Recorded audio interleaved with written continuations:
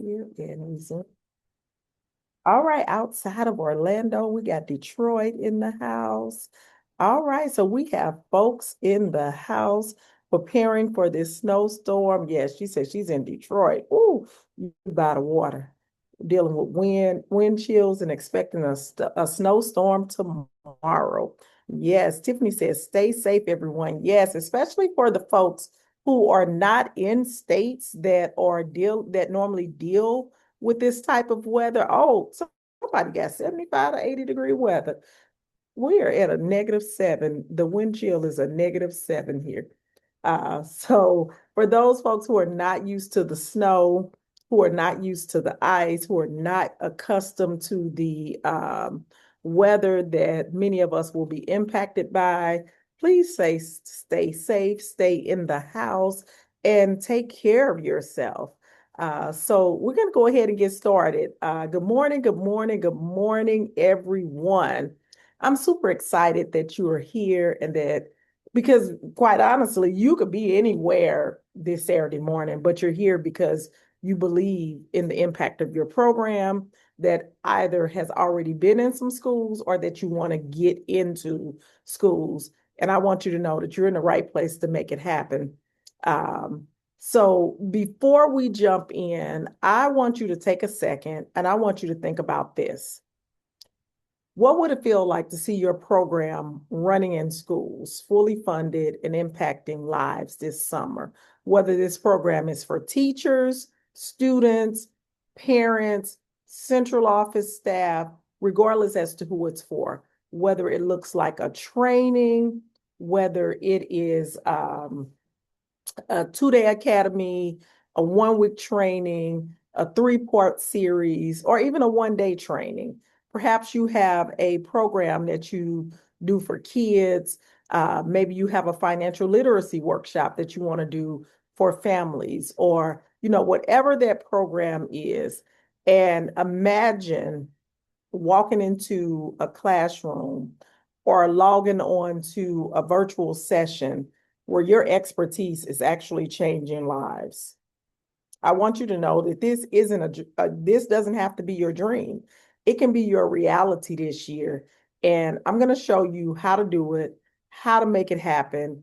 And the key here is I want you to do it fast. I don't want you to wait another year, another 6 months, another 9 months, or 2 years, or until you retire. I retire in 3 months, or in 3 years, so I'm gonna do it when I retire. That's not what we're looking for.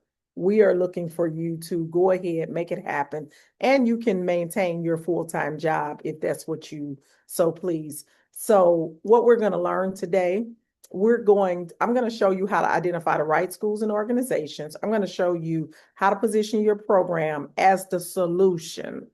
I am going to show you how to build the relationships and get in front of decision makers. We got to talk about structuring that proposal because that's super important. I have 2 proposals that I'm doing right now for summer academies that will be going before the board. So I'm using right now information. And then we got to talk about timing and follow up for approval because there are a lot of misconceptions about how this thing really works. And I want you to really get it and understand. So I'm going to walk you through these 5 key steps, but I want to be clear about something.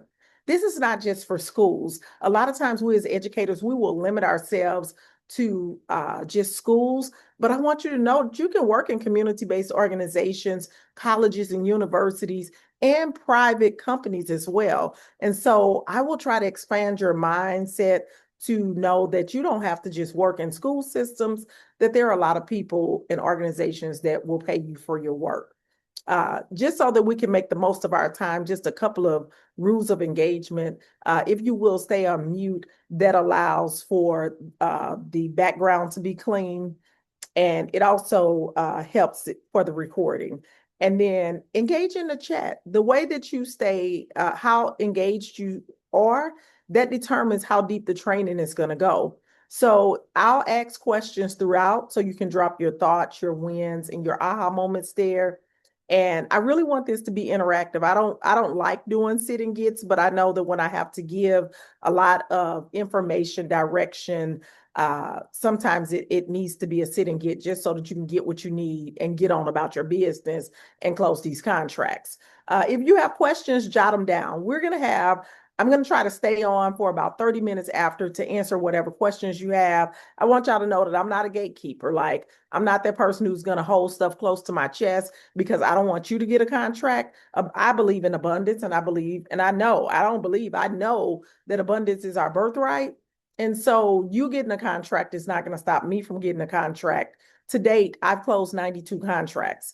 And I've never had the instance where I didn't get a contract because somebody else got the contract. So I can answer your questions. And then just stay present. You made time for this. So lock in.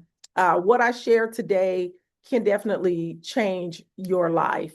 This morning, I got up early and Carla sent me a message and she was just saying, thank you, Dr. D. I closed a $26,000 contract just from your sessions that I've set in.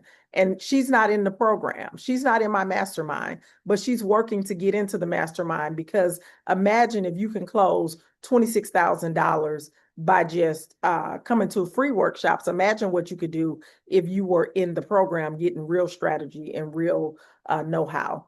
So this is critical right now. And I want you all to understand this. It is super critical right now for you to do this, not in the summer. One of the things that can be frustrating for me with educators and folks who are highly skilled, highly talented, who should be doing the training, but instead they are afraid to put themselves out there, they will always miss the deadline. And it's like, and then I realized, oh, they don't know the deadline. They don't know that there's a deadline.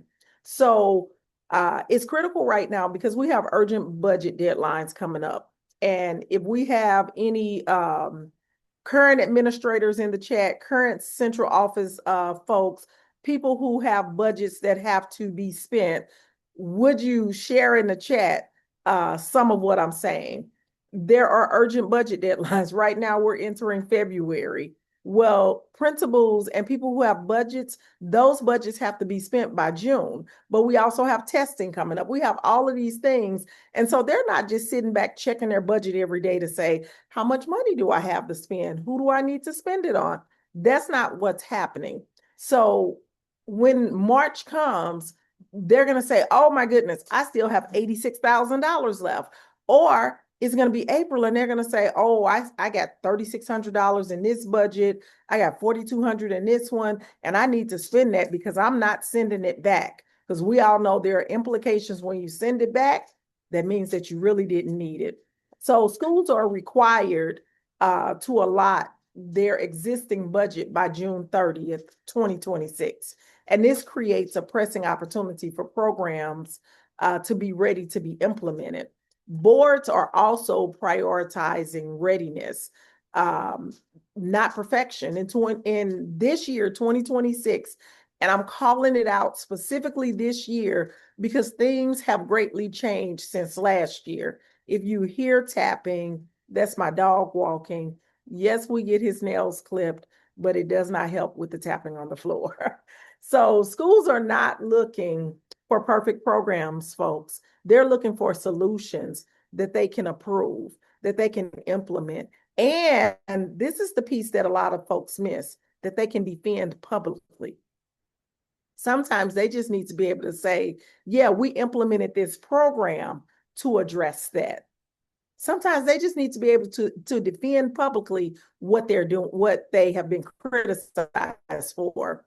If it's something that helps address attendance, staffing shortages, student outcomes, compliance, community trust, whatever it is, it has a real shot right now. Like we are in second semester of the 2025-2026 school year, and boards are saying, can this help us this year? Not next year, because we still got to be accountable to the community, to the public, to the voting people. We still got to be accountable to them this year. So we're not asking for perfection. We're saying, can you help us right now? So schools are under pressure to show visible action, which is really different than what might have happened in the past. because we're under a different administration. So boards need to approve programs that they can point and say, we took action, okay? This creates a lot of opportunity for consultants who can show their impact and not just your experience. A lot of times we want to think, I've been doing this for 25 years. That means nothing in the world of consulting, nothing whatsoever. You could be doing it for 6 months. If you have a strategy that gets results, they will listen and they will try it. So it's not about the number of years, and it most certainly is not about the number of degrees. And so we have a lot of things that are happening. We have mental health and wellness initiatives. There is an increasing increase of the awareness about student mental health needs. And so there is money that's directly funded towards that. We have all of this access to specialized expertise. So these are things when they lack the in-house resources to address every student need, they will go to external programs and bring in specialized knowledge and skills, things that enrich educational experience. If you look in Texas right now, Texas had a Senate bill passed around financial literacy. Guess what? There are not a lot of financial literacy teachers in school systems. So what are they doing? They're not hiring financial literacy teachers. They are hiring consultants and companies that have programs, and they're bringing the program in to address that mandate. So making sure that you just understand that. And one of the big things is that you're going to have to stop being distracted. Recent executive actions have introduced some significant changes. And because of that you have to stop allowing what is happening to distract you. You're listening to what's happening in the Department of Education and how it's closing. Listen here, the restructuring of the Department of Education, while it's real, you need to pay attention to the other thing. So in spite of these developments, the foundational structure of our education system is still intact. It still remains the same.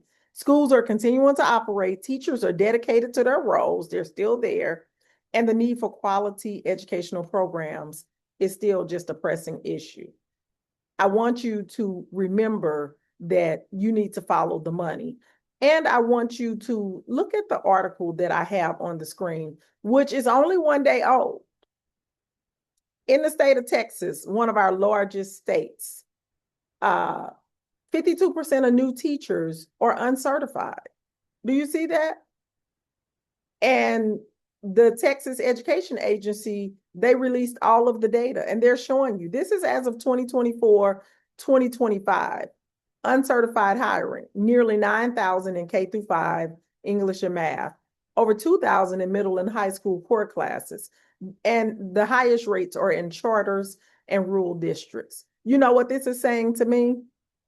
Cha-ching, cha-ching, cha-ching. Because who do you think is going to train those new teachers? Do you think that they have programs already in school for uncertified teachers? Because before now, our uncertified teachers came through what? Think about that. Our uncertified teachers came through the college program with a cooperating professor that came with them to help them and to guide them and to correct them and to support them and to mentor them. These people did not come with a cooperating teacher. These people came from staffing agencies. These people came from other jobs. These people are career changers. And while they may be able to go in and figure some things out, we know that there are unspoken rules in education and there's a hidden curriculum. I love one of the people who's in my mastermind. She says she goes in and she teaches people what to use in the curriculum and what to throw away.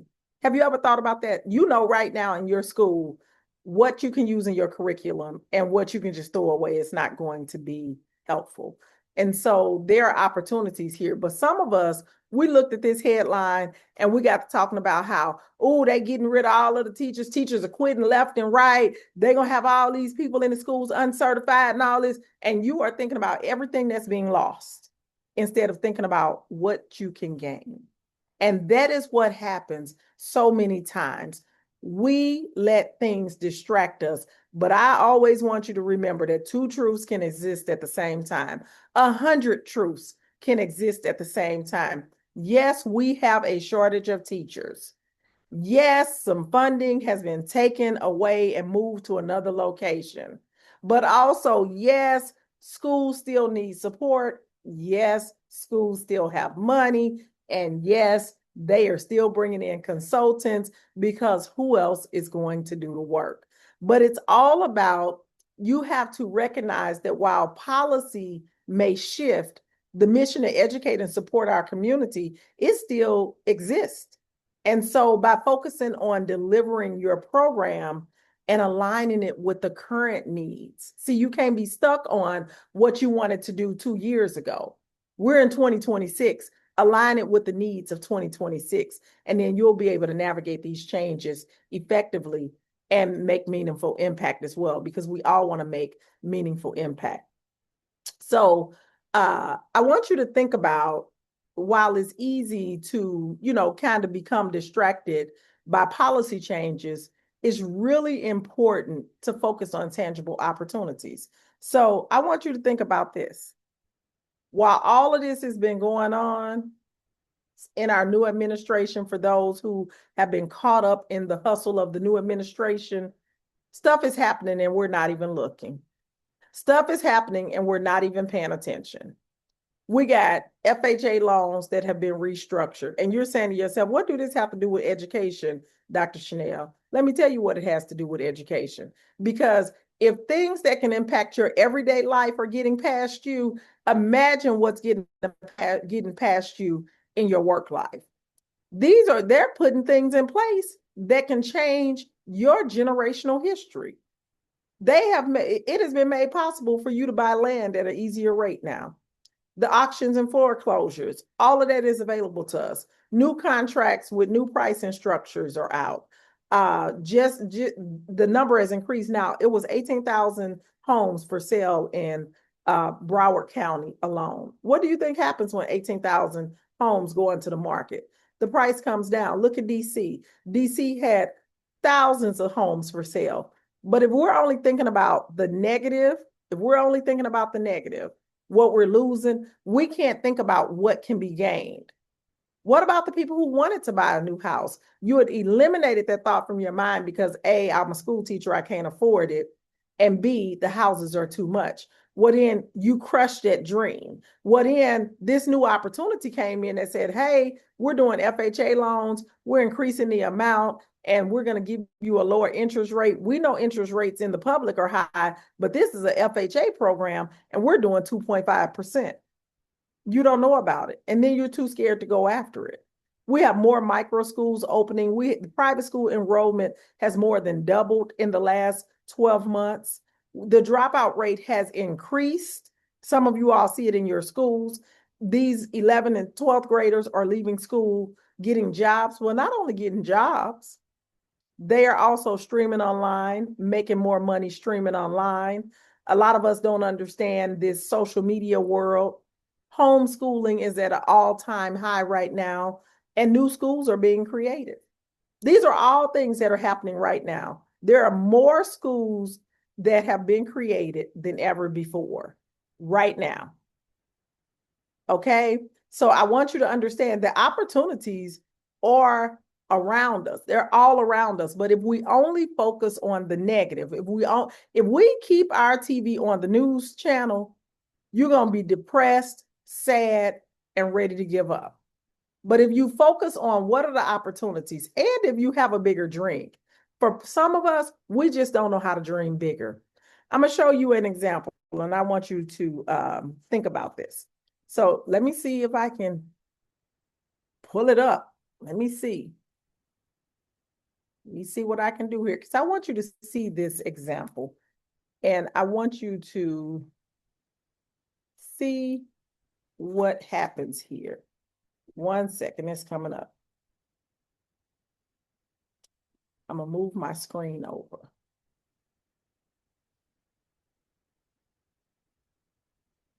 And hopefully you can see this. Give me a minute. Let me know in the chat if you all can see this. I'm gonna try to move it over a little bit. And I'm gonna make it a little bit bigger. Okay, they said they can see it.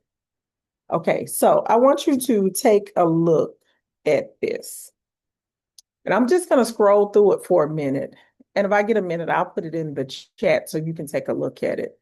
But this is just information that we don't necessarily have to go through right now. I'm gonna say up front that this is 54 pages. So we're not going through all 54 pages. But if you can see, this is an RFP for professional development and coaching support for teachers, okay? So they're giving you all of the information that you need on how to submit, what you need to do, what their rules are, and all of this. So then we get here. And they're going to introduce, and I'm going to give you just a second to take a look at that. I'm going to give you just a second to take a look at that.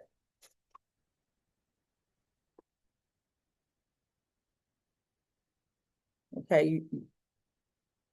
And then I'm going to move it down because I want you to just kind of see what they are saying.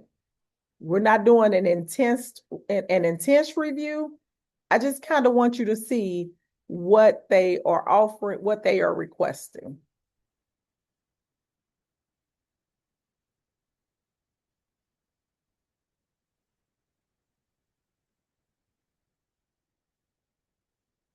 So then when we get to content area, they're looking for 3rd through 12th grade. I know that there are some people in here who know how to map those standards, who know how to do instructional coaching around all of this, who know how to go in and coach. So this is for job embedded coaching. And they tell you right here, schools will increase the number of student scores in specific content areas in levels 4 or 5 by at least 5%, and they give you all of the R's. So they give you several ways to get the results that they're looking for. Now, the one thing that I want you to think about is think about what you could do if you only had to focus on one thing and didn't have to focus on everything. So they're going to give you the district's instructional management system, and all you got to do is implement. You do that already. So anybody who's in data cycles right now, you're in PLCs and you go through data cycles and you collect the data and you upload it to the data dashboard. That's all this is saying. And so when they go through the project overview, it explains that to you. All you have to do is think about, what do I already do at school? What do I already have skills? And is this looking like something that anybody can do? Say in the chat if you can do this. If you already do this in your school system, is there anyone in the chat who is already doing this? Where are my people who do the MTSS framework in your school system? You're already doing it. Tell us in the chat. Where are the people who do PLC meetings, who do the team meetings, who follow up with the data, who make sure that she said, I do this daily. And somebody said, this is what I do for a different company. It moved too fast. I couldn't see who it was.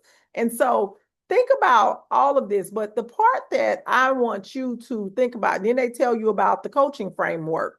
Some of you all are already coaching. You got to interact with the teachers. You got to use an instructional coaching framework. That's right. Lynn said, if you are an instructional coach, you do this all the time. Right. And so this is the part that I don't understand, because we will count ourselves out. You participate in data team meetings all the time. You bring teachers resources and materials and tools and information to support planning and classroom instruction and management and culture. You do this all the time. Look at this. This may be in person or virtual. Stop playing with me, people. We do this work. But wait a minute, they make it easy. How many of you all are wondering how much this would cost? Look at her. She says she's a PLC leader and SIP checkpoint meetings. That's what I'm saying.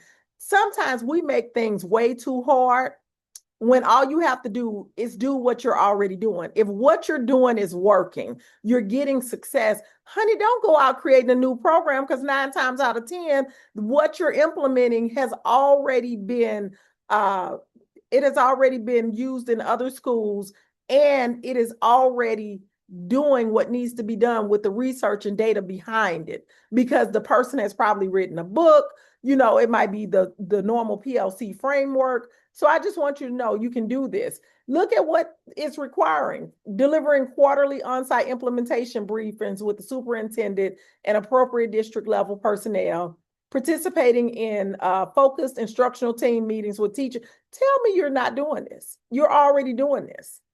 Provide a model that includes components for instruction for a 60-minute instructional period, AB block 90 and 100-minute, face-to-face blended model, and virtually. You already do this. Now, how many people are wondering, well, how much would I charge for something like this? Or are you wondering, how much would you charge? How much would you charge for this? Tell me what you would charge. Marcia says, me. How much would you charge for this? Come on, tell us. Put it in the chat if you know what you would charge. And I'm just scrolling through so you can get an idea. That's right. She said in districts or more. She said $400 an hour, $2,800 per session. Come on, keep going. $40,000. Okay, keep going. Anybody else? What would you charge for this? Come on, put it in the chat. $1,600 a day. Come on, keep going. Anybody else got any ideas?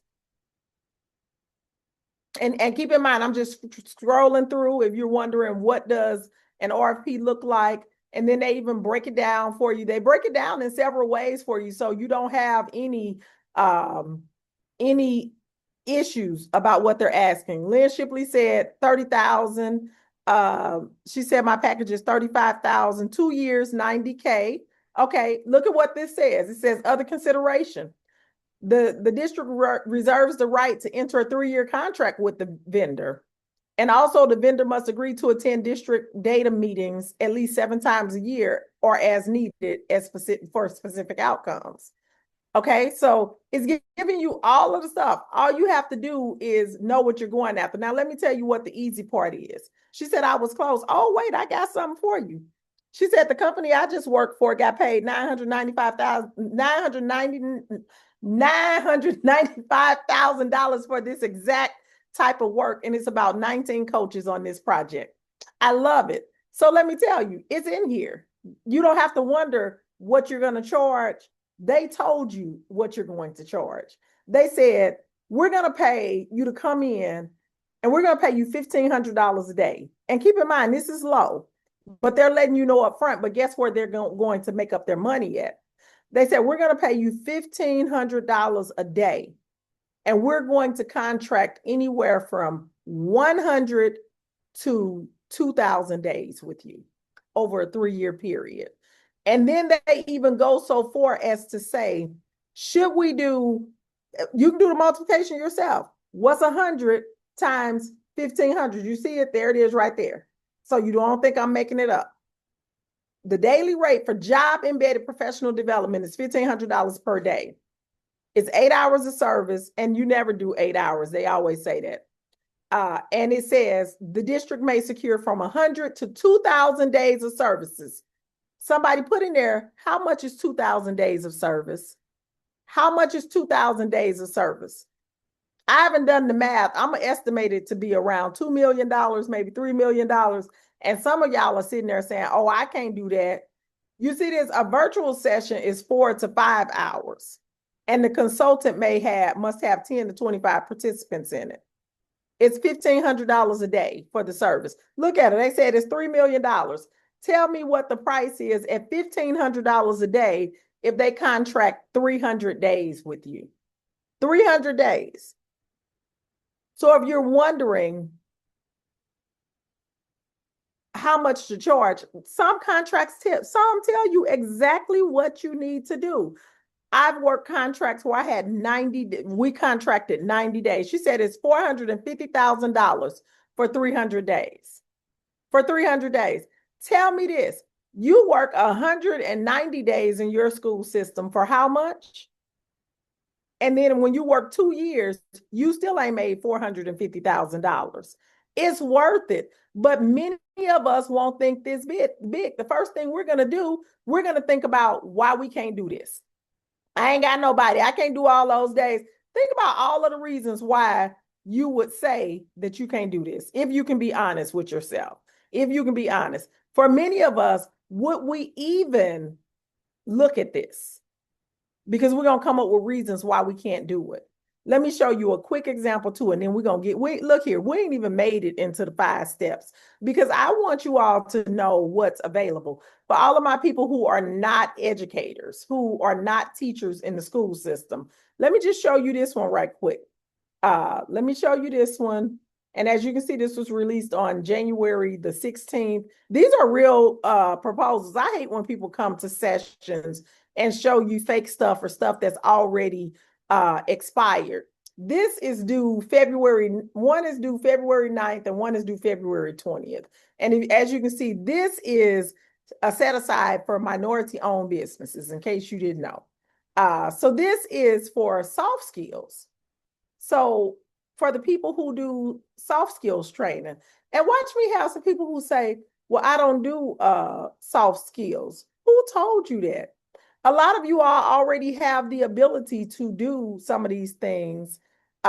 She said, I'm so glad I signed up for this session. She's been out of the classroom since 2016. Yeah, these are these CTE programs. All you have to do is look at the scope of work. You will help create training modules that help job and family services and county partner caseworkers build important soft skills to improve service to human services and child support program recipients. The trainings will cover empowering clients to manage their finances and build long-term self-sufficiency. Okay. You're going to do motivational interviewing, calming tense situations, which is nothing but de-escalation, and understanding trauma-informed care. Now, listen here, you need to show them how to recognize and respond to family violence and awareness of behavioral health. And let me say this, I know in the school system, you want to do it all, but you can hire people to do the piece that you can't do. And people are more than happy to go after work. To do the work. It's just like if somebody came to you, I see Marcia says, that's me. If the person who won this contract came to Marcia and says, hey, I need you to help me with the third portion of this, would you be able to do it? Marcia is going to be more than happy to do this. Chandra says she currently works for Job Corps, and we're always trying to get this across to kids, although I don't teach it directly, but it is taught. Exactly. And just imagine, you don't have to teach everything in this. They're telling you exactly what needs to be taught.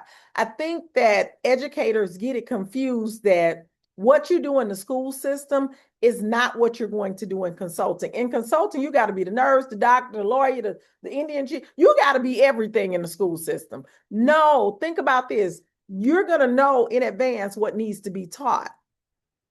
And you will have time to build it. You will have time to teach it, but you don't have to teach everything. They want you to strengthen essential skills such as communication, empathy, problem solving, and active listening. That's one lesson. That might be one 90-minute lesson because, again, we're not talking about children here. We're talking about people who already have skills. So you go in knowing they already have some skills. Let me give them some strategies that can help them with this. You're going to help them to improve client engagement and service delivery through trust-based interactions. That means be a good person, build a relationship with them. You're going to support workforce wellness with strategies for stress management, resilience, and trauma-informed care. All of these things. So I'm just saying, okay, I'm gonna tell you in just a minute. I don't want to lose my train of thought. Bring me that question back. So I want you to understand that, with this work, you don't have to do it all. Now you can do it all. Like I have contracts where I do all of the work myself. And when I was first starting out, I did all of the work myself, but you don't have to do all of the work yourself. We exclude ourselves from opportunities because we think we have to do all of the work ourselves. And I want to change that. When you see a learning management system, folks, stop thinking that is something major. Your Google Classroom is a learning management system.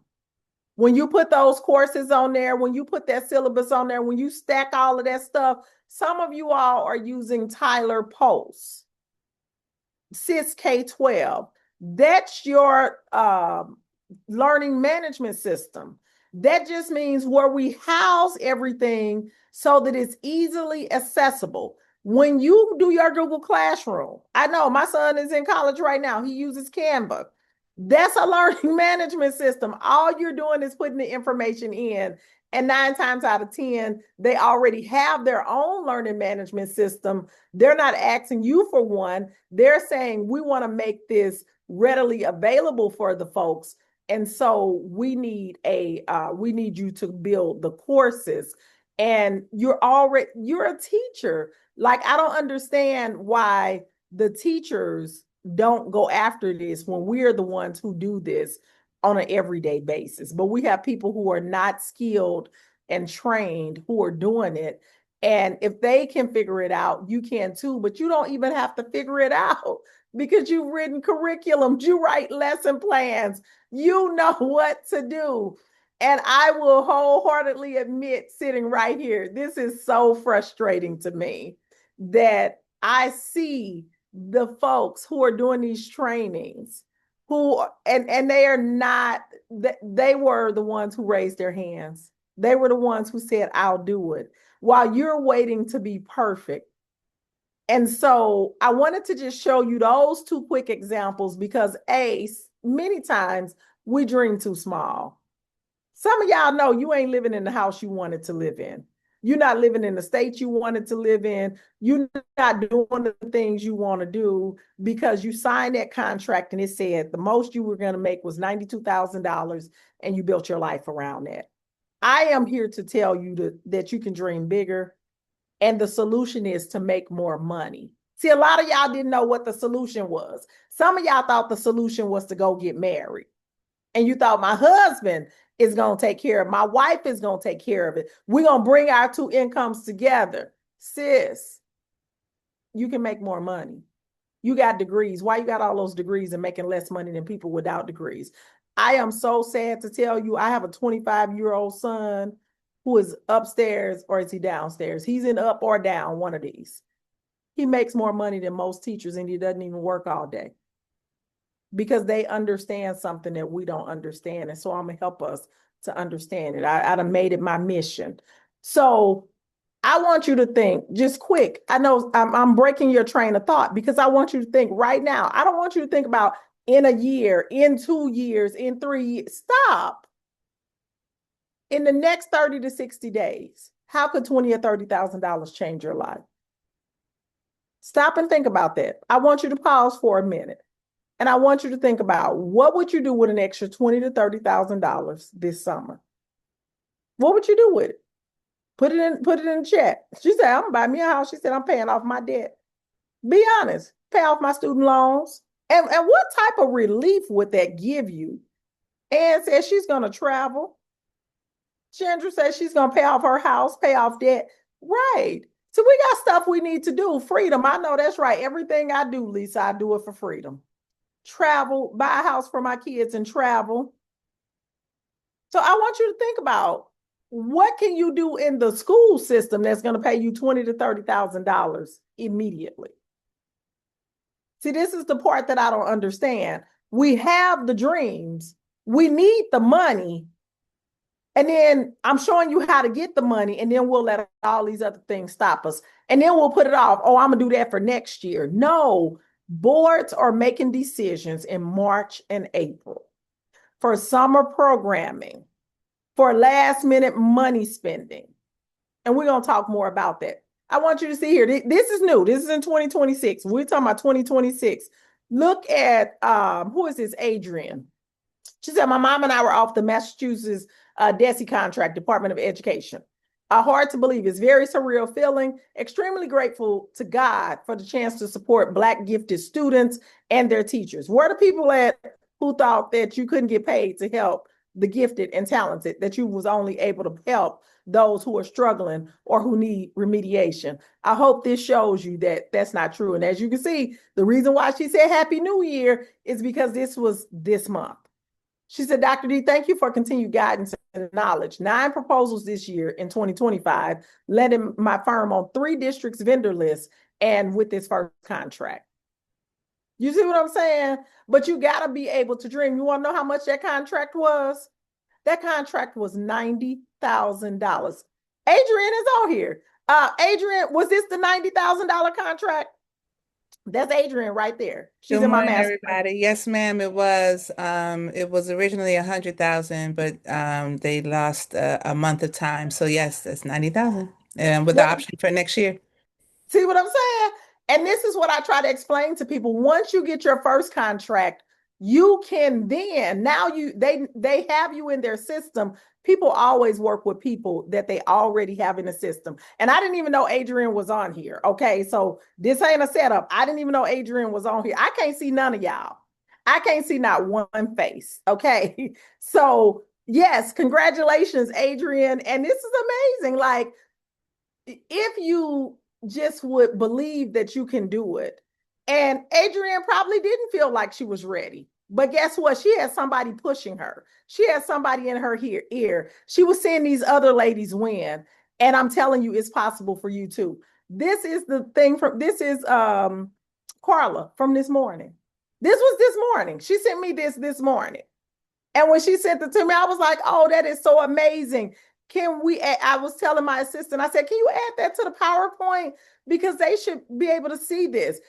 Carla says, hey, I'm hoping to be a part of your next class, but I'm not sure right now. I wanted to let you know that last year I secured a contract for $26,000 for 4 workshops. How long does it take you to make $26,000 on your job right now? I want you to think about it. I want you to add it up, and I want you to put it in that chat. Be honest. Be honest. How long would it take you to make $26,000? How long? She told my child months. Exactly. Months. She did 4 workshops. Y'all probably thinking those were all-day workshops. Honey, don't nobody do all-day workshops anymore. Nobody wants to sit through an all-day workshop. Times have changed. So she said the organization is also looking to put her on retainer as an advocate for parents.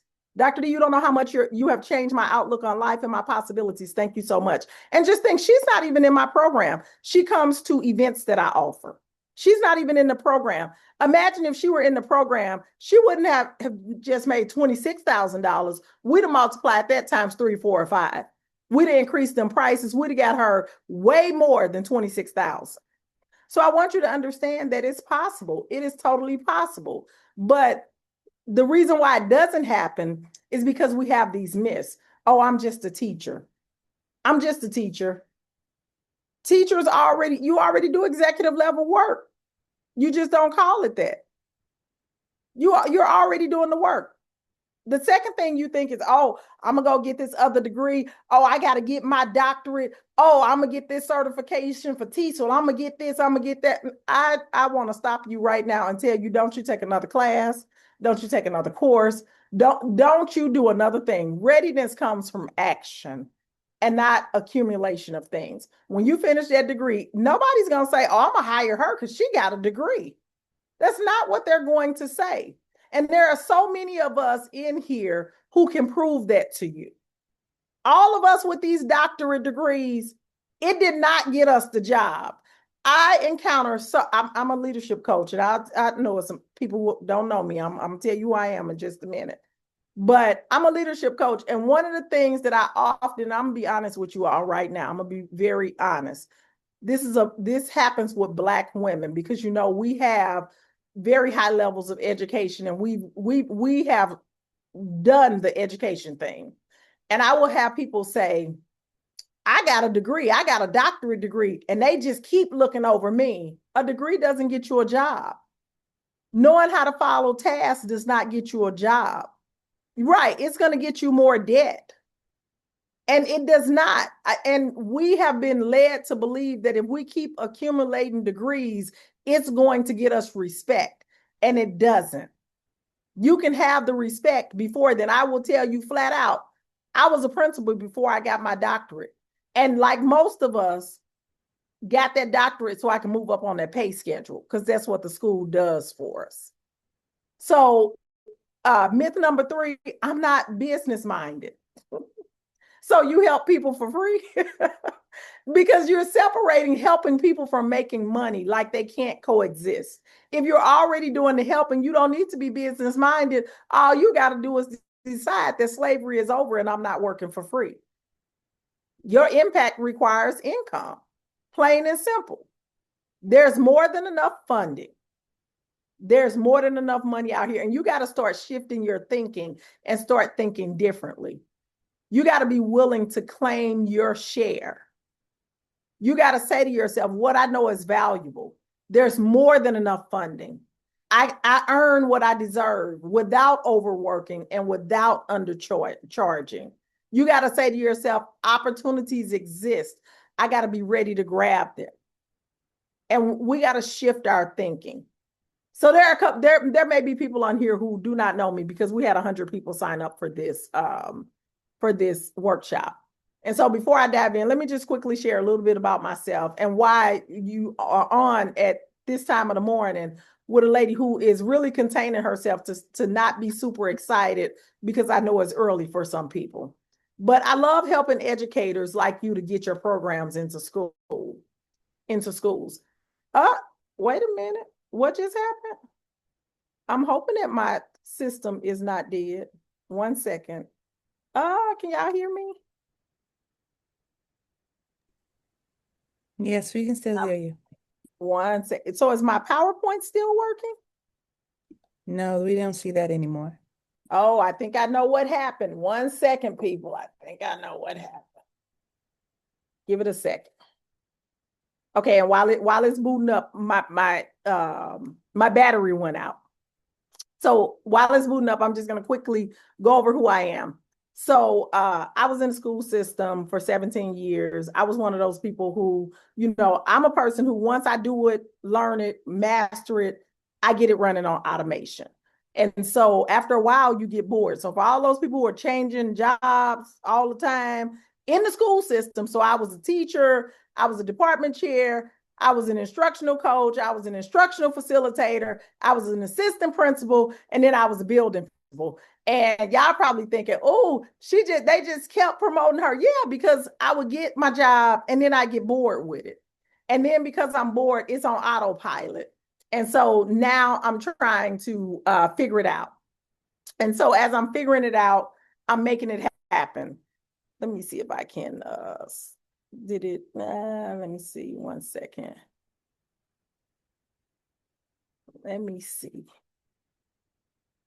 I might have to end it and then come back. And I don't even know where my screen is. Okay, work with me, people. And see, this should be evidence to you that even if you are not tech savvy, you can still do the thing, okay? You're not here for my tech savviness. You're here for my information. And even in the school system, when I am in the school system, I'm the same person who go to do presentations. Do you think I'm going worried about, oh, what if my system go down? Oh, what if I don't know what to do? All those people who making those excuses thinking that you need to be tech savvy. No, let the people know I'm not a tech expert. You got a tech expert in the room. I typically try to have one of my people on the line this morning, but I did not because we have this storm coming and I didn't want to impact them being able to go out and get the things they need before it comes. I'm in St. Louis right now, and right now it is snowing right now as I look out this window, and we're supposed to get 7 to 9 inches. So I didn't want to interrupt their day when they need to probably be out getting some things for their home so that they can be good to go. So I'm gonna get my PowerPoint back up. I think we're ready to go here. But anyway, I was in the school system and I kept changing jobs. I kept, getting promoted. Most of the things I didn't even apply for, I was just automatically promoted. And they would appoint me, and I didn't want to move. I was like, no, I want to play it safe. I don't want to be an assistant. I don't want to be a building principal. I always say I never wanted to be a building principal because when heads roll, it's always the principal who gets dismissed. And so I was like, I like my job. I would like my income. I was playing it safe. I didn't want to take any risks. And because I didn't want to take any risk, I couldn't move up the income scale. But just like for a lot of us, you're already doing the work anyway. You're already doing the work anyway. You don't want to take any risk because we've been taught that risk is bad. And so we have to change that for ourselves. Risk is not bad. Risk is good. And that's how you move into different income brackets. Let me see. I'm going to do, oh, it's spinning. Okay, there we go. It's coming, folks. It's coming. Work with me. Don't hold this against me. And so when I finally left the school system,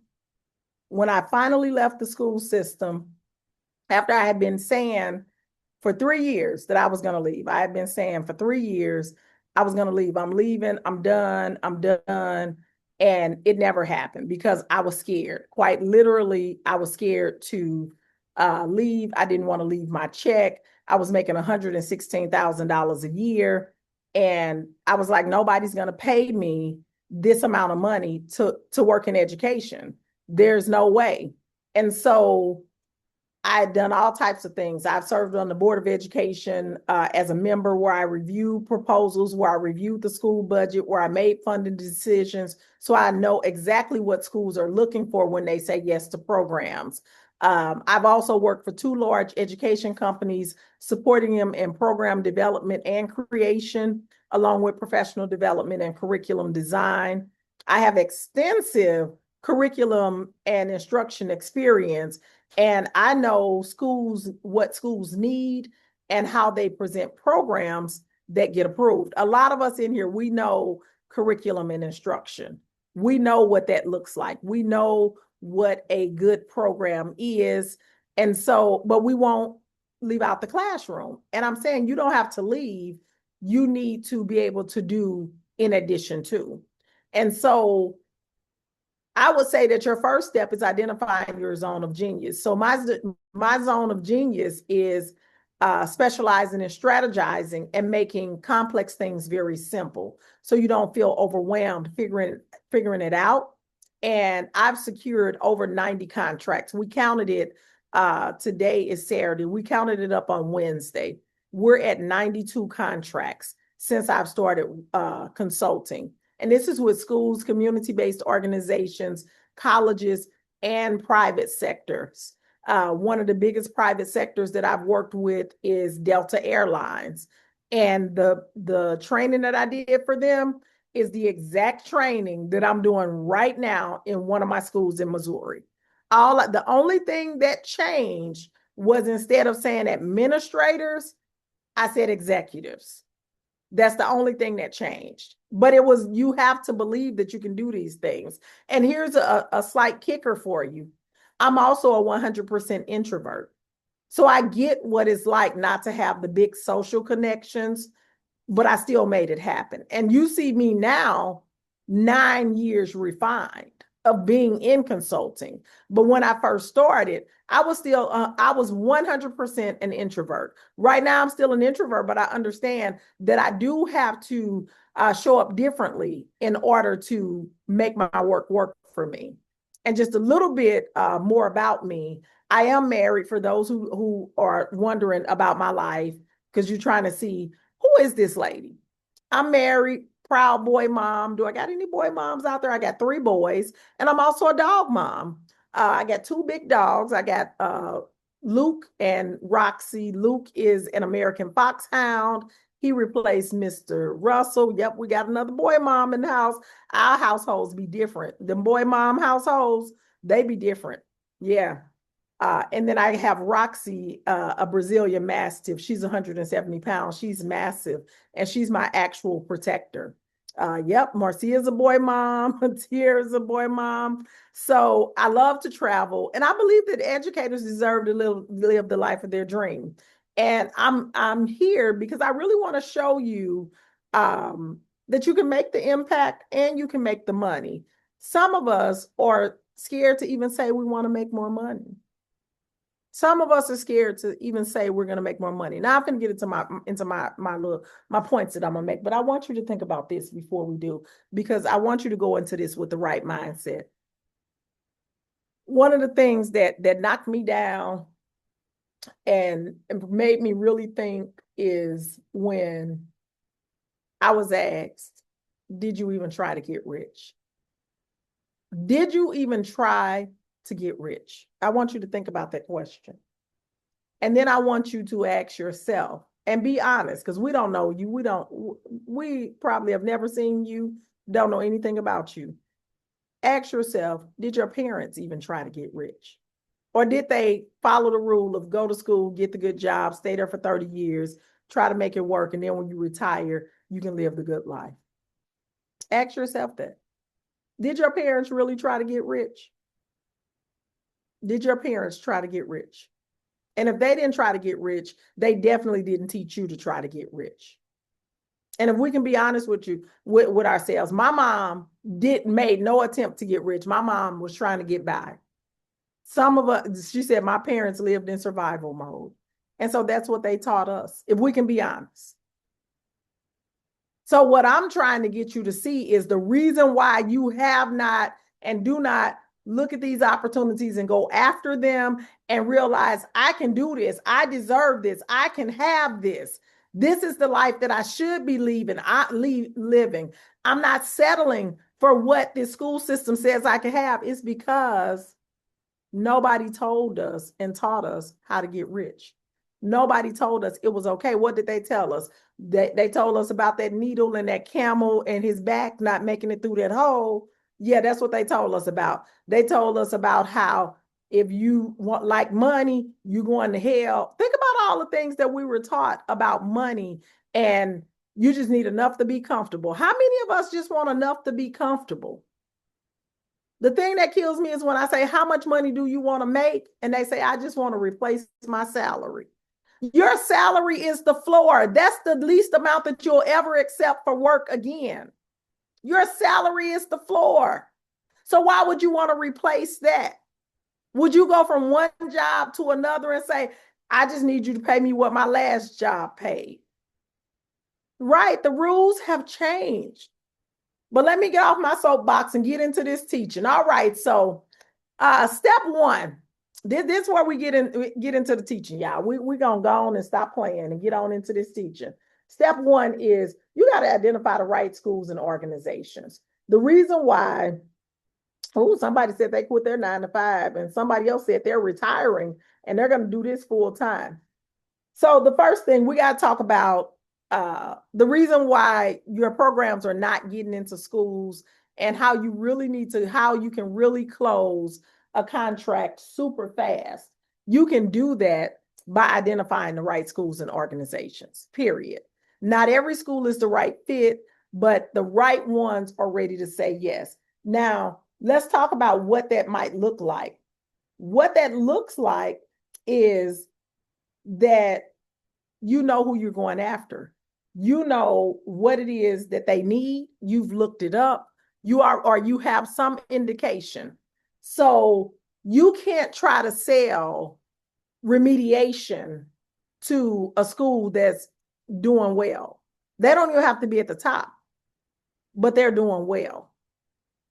And so when we talk about targeting schools with an identified need, maybe you are targeting schools in the needs improvement or underperforming categories. They're often looking for enrichment programs. Maybe you are looking at districts with large populations of underserved students. Now, I would hope that the receipts that I just showed you shows you that it's not just students who are underserved or who are in needs improvement status. They also do it for the gifted students. They also do it for students with ADHD. Just think about what your population is, because they're more open to those programs. And then charter and private schools have way more flexibility, people. They don't have to jump as many hoops. And so when you are dealing with charter and private schools, you can get your program in quickly. When they go to their board meetings, they already know, they've already emailed the board members and they are ready to hear. And most times they don't even hear it. If the principal said they need it, they'll sign off on it. And sometimes you don't even need to go through the board.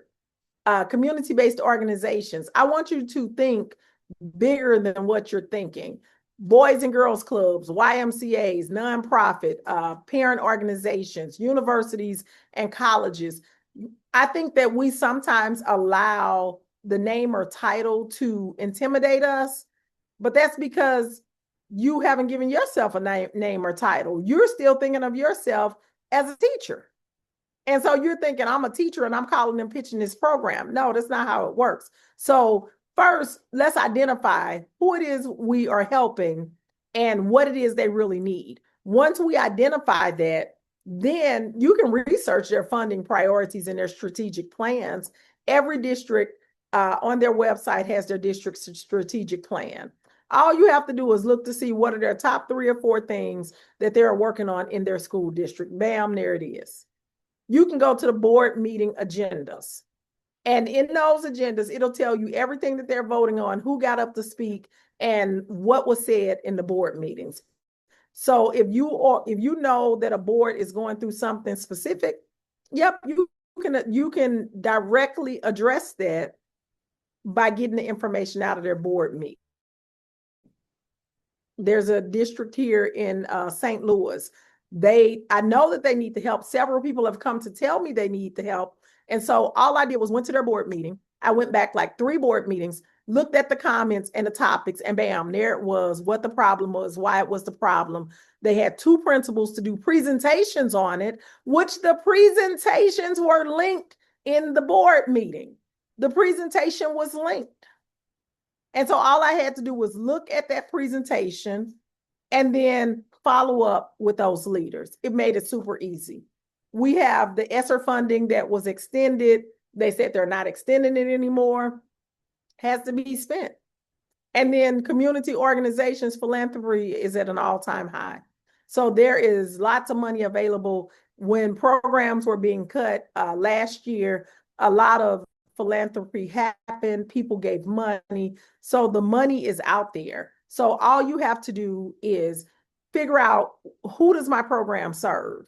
What is their need? What is their need? Not what do you want to do? What is their need? And speak to that need. But you got to first identify those organizations. And then step 2, you got to position your program as the solution. Okay, so we're going to talk about this a little bit, if y'all don't mind. I'm trying to get through it. Okay, so this is the part I think you all have the hardest time understanding. And so I want to give you some direct understanding of this. So schools and organizations, they're not buying programs, people. They are buying relief from a specific problem. Are we getting that?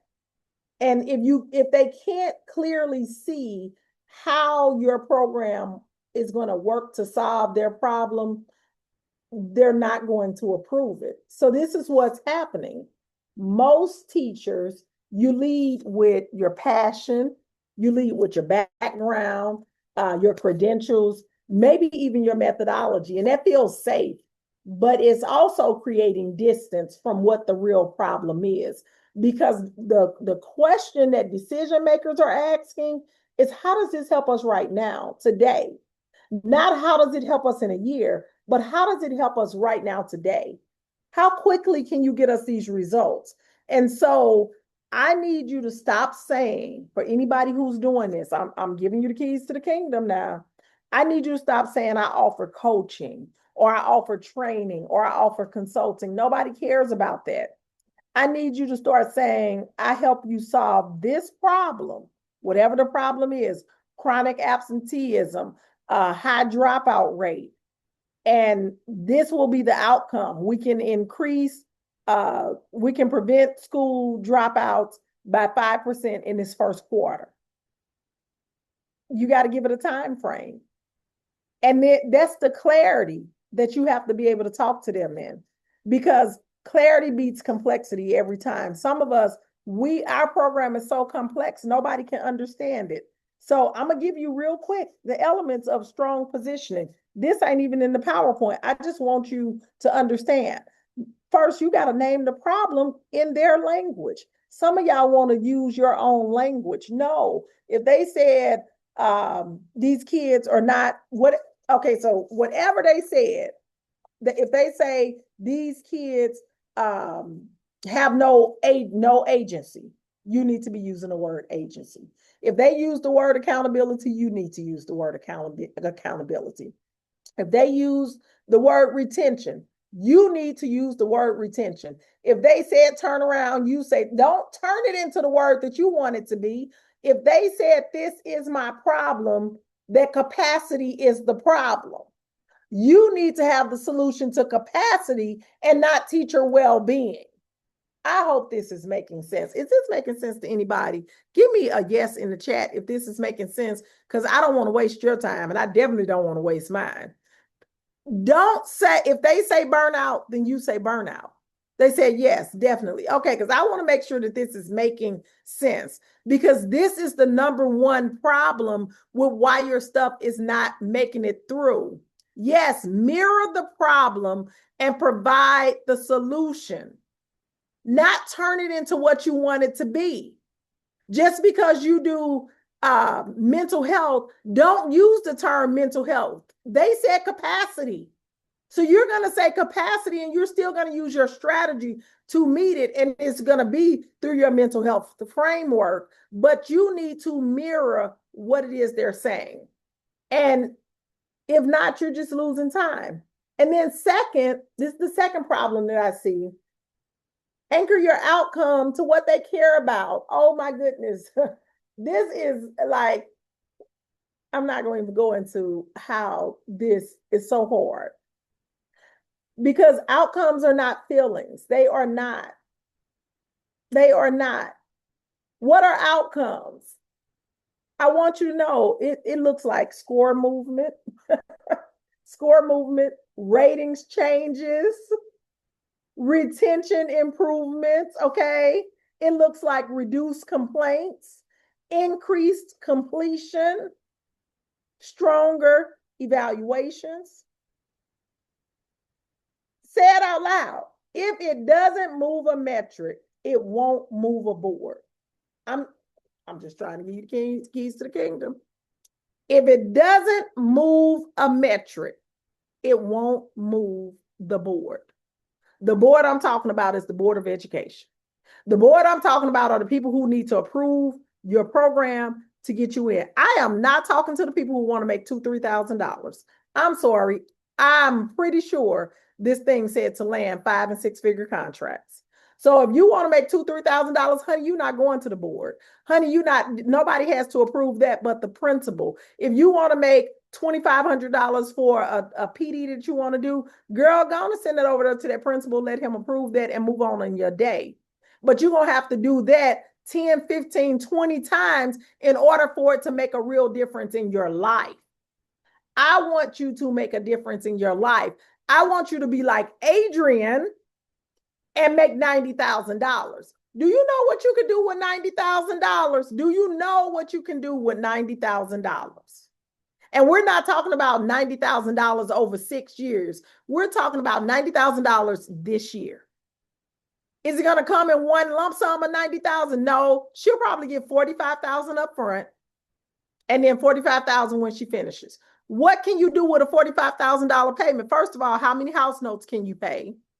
How many car notes can you pay? For some of y'all, you pay your car off. I'm just saying, that's why we're talking about the board, because we're not talking about $2,000 and $3,000 contracts. Those are 4-figure contracts. We're talking about 5 and 6 figure, and preferably over $25,000. Ain't nobody doing all this for $18,000. Okay. So the third thing, show how your program fits into their system. They don't want disruption. So when you come talking about, I got my own platform and you done designed it and it's all cute and it's, you think it's the best thing. Guess what? That's another platform they got to learn. They don't want that. You let them know, we can use your existing platform. It'll transfer over. Everything is SCORM compliant. It'll easily, all you have to do is upload it onto your system. That's easy. They wanted to be able to integrate. Don't come, they're still trying to learn post K, Tyler post K-12. They're not even using that to capacity. Now you think you're going to bring another program in for them to use? Position your work so that it shows how it's supporting their existing initiatives, so that it strengthens their current plan, so that it fills a capacity gap, so that it accelerates what is already happening. That takes away the resistance right there. I'm just trying to get you approved. I'm just trying to get your signature so that you can get the date that you're going to be in those schools doing that work. And then make the path to approval obvious. They need to know what they're approving, how long it's going to take, how is success going to be measured, and what happens next. I don't know how much simpler it can get. When you are sending in these proposals and they are unclear, that means that there is risk. The clear proposals feel manageable, they feel simple, they feel like they make sense. I'm going to give you an example.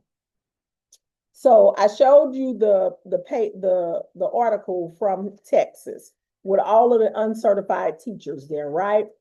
And so in that article, they tell you all of each grade level.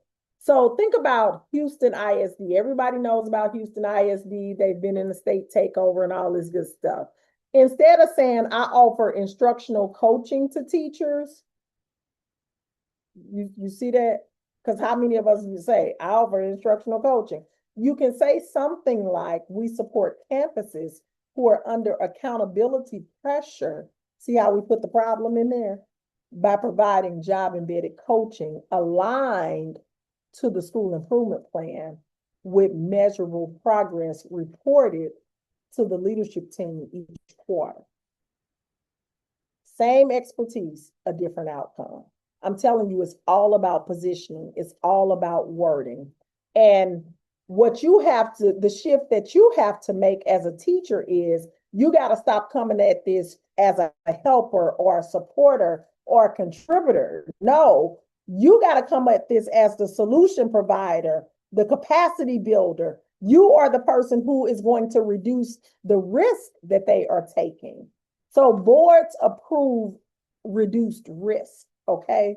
If they know that the likelihood of this going well is high, they will sign. So positioning is not about selling yourself. It's about making the decision easy.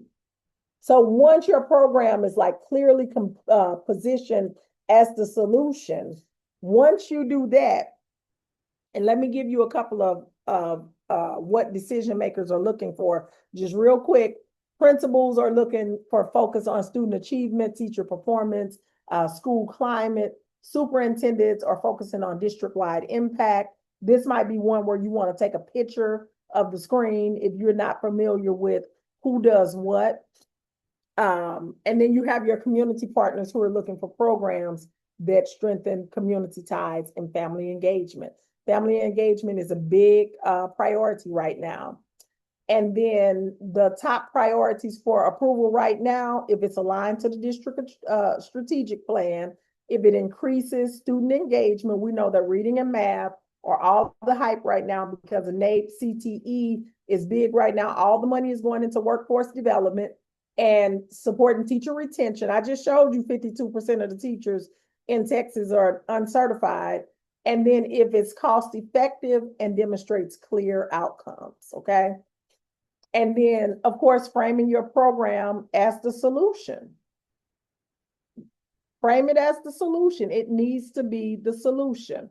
How do you do that? Identify the pain points, student engagement, learning loss, teacher burnout, equity gaps, whatever the pain point is, you need to identify that pain point. And then, as if I haven't given you enough, use some data, use case studies and success stories, because guess what? These are educators. They like data. Show them the results. Highlight the measurable outcomes. And I give you examples. Participants showed a 20% improvement in reading levels within 6 weeks. And here's the key. When you say participants, sometimes y'all give too much.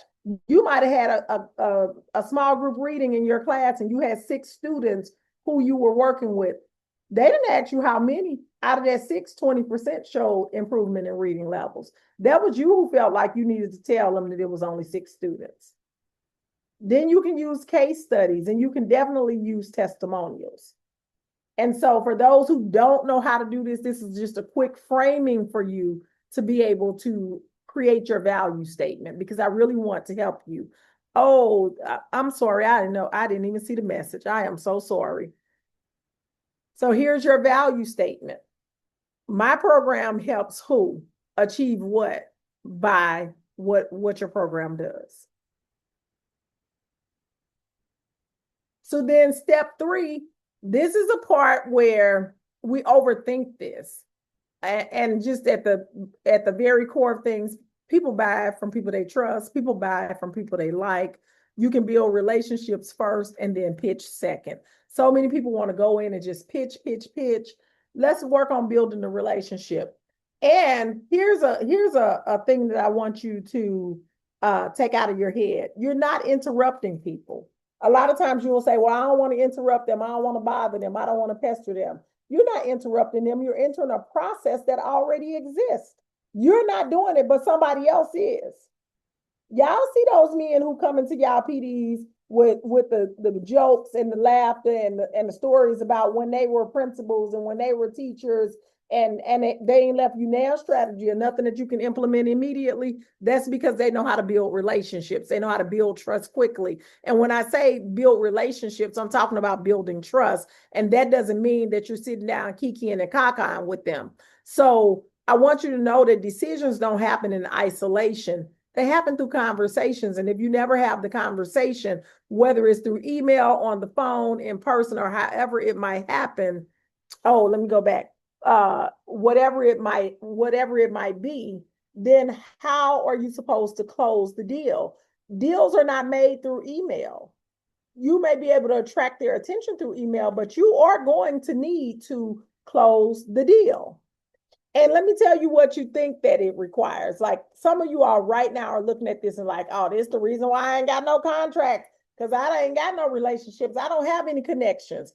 You probably think that you need an inside connection. You think you need a warm introduction. You think you need some type of political influence or years of relationship. And that's going to keep you waiting. Believing that that's not true. Those are inaccurate beliefs. What you really need, what I want you to replace all of that with, is visibility, relevance, and timing. It's not doing you any good to send an email to me in October about a program that you want to do in summer 2026. And you're thinking to yourself, oh, I want to get it out there early. No, that's not important to me right now. I'm trying to get through first semester and you talking about summer 2026. I'm just telling you, timing is everything. Visibility is key. If they don't know who you are, they cannot hire you. And is it relevant to what they're working on? So relationships and systems are built through alignment and not favoritism. See, you think that relationships are built through favoritism because your principal shows favoritism. She said, I just told my mom I don't have any connections. And she said, how many schools have you worked in? See what I'm saying? Even mom knows. These are excuses that we make up in our head. These are excuses that we make up in our head because you think that relationship deals with favoritism. It doesn't. Relationship is about alignment. And then who are the real decision makers? Decision makers are not always principals. This is another one I want you to get through your head. The decisions are often left to department chairs. They're left to executive directors, the chief of staff, or whatever the role is, directors, the program managers, the grant managers, people who present to the board. You're talking to the wrong people. You don't even know who you should be talking to. And you got to lead with relevance and not the pitch. Your first message is not, here's my program or my name is. Your first message is, I see that you're responsible for blank and I understand the pressure tied to it. You see how that's about them, but you want to make it about you, telling who you are, what the name of your business is, adding a picture and all. Nobody cares about that. That's you centered. It needs to be them centered. She said, exactly. As an IC, I get to recommend certain services for our staff. And what's an IC for them? For those who don't know, an IC, an instructional coach. So she's an instructional coach who recommends services for the staff. So if she receives something in the email and she thinks that it's a great thing, but she's not caring if it came from John B. Good Educational Services, nobody cares about that. She cares about this is a problem the teachers are experiencing. They say they have the solution. Let me share this with the administrative team so that we can see about getting this person in. We can at least talk to them and check them out and see what they have. But you got to talk to the right person and you got to make it about them and not about you. That's what earns you attention. And then you got to reference their priorities, their initiative, their plan, their recent board discussion. That's what I did in my email. I referenced the recent board discussions around the new leadership in the district and the need for leadership development. And I'm the solution. And then I also referenced their published goals, what they said they wanted to accomplish in 2026, 2027. And so I positioned my business as you can't wait until 2026, 2027 school year to start on this. You need to start this in the summer. And I pitched my 2-day leadership academy. And of course, once I get the 2-day leadership academy, then we're going to go into a year-long program. So you have to show that you are ready to go, that you are prepared, that you know how to help them. And then you got to ask for the conversation and not approval. You're not asking for a yes. You're asking for clarity. Lower the pressure of opening the door. Is this what you need? Would this be helpful? Can you see your team using this? Get that clarity first. Because other than that, you're being pushy. So get the clarity around if this will be helpful. Now, remember, I'm trying to show you about positioning. And then be consistent. Follow up is not desperation. It's professionalism. It's not desperation. It's professionalism. We're not talking about begging for a meeting. We're not talking about oversharing credentials. We are most definitely not talking about sending these long emails. We're not doing that. And we are most definitely not talking about waiting to be discovered. And so I want you to understand that you got to know who to reach out to. This is one you might want to take a picture of. Key decision makers and gatekeepers. Honey, the gatekeepers are real. The gatekeepers are real, okay? So key decision makers, these are them. Take a picture of it. And then funding sources. It is important to know where the funding is coming from. A lot of this stuff is available online when they win grants and all that type of stuff, where the money is coming from. If you don't know where the money is coming from, guess what? Ask, how do you all pay for professional development for your CTE teachers? They will tell you. They will tell you. I'm sorry, she asked me if I can go back so she can take a picture of this. Get your picture real quick.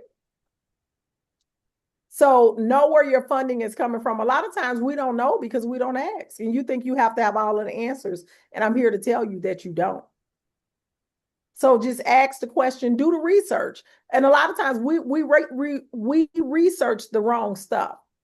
And then you can leverage your network. You see what the person in the chat, she said, her mom said, how many schools have you worked at? Those are networks. Those are connections. You can ask former colleagues, administrators, educational professionals for introductions.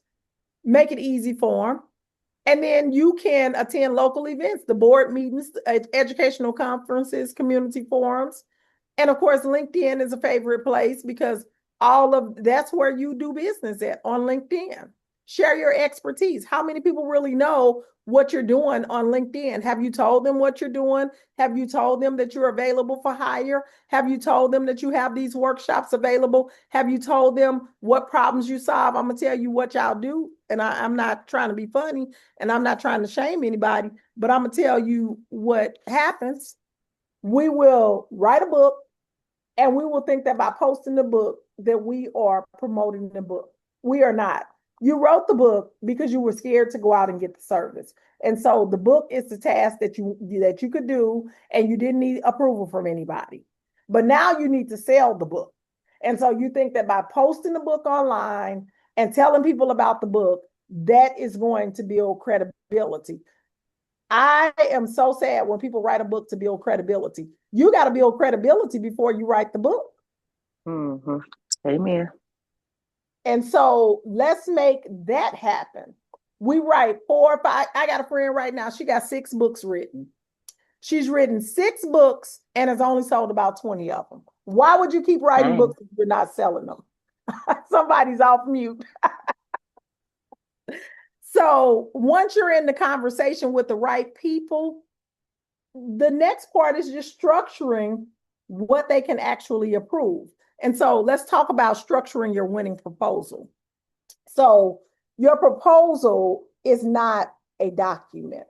Don't think of it as a document, people. Your proposal is a decision tool. This is the thing that's going to the board. This is the thing that people are reading. This is the guide that they're going to use to see whether or not you did what you said you were going to do.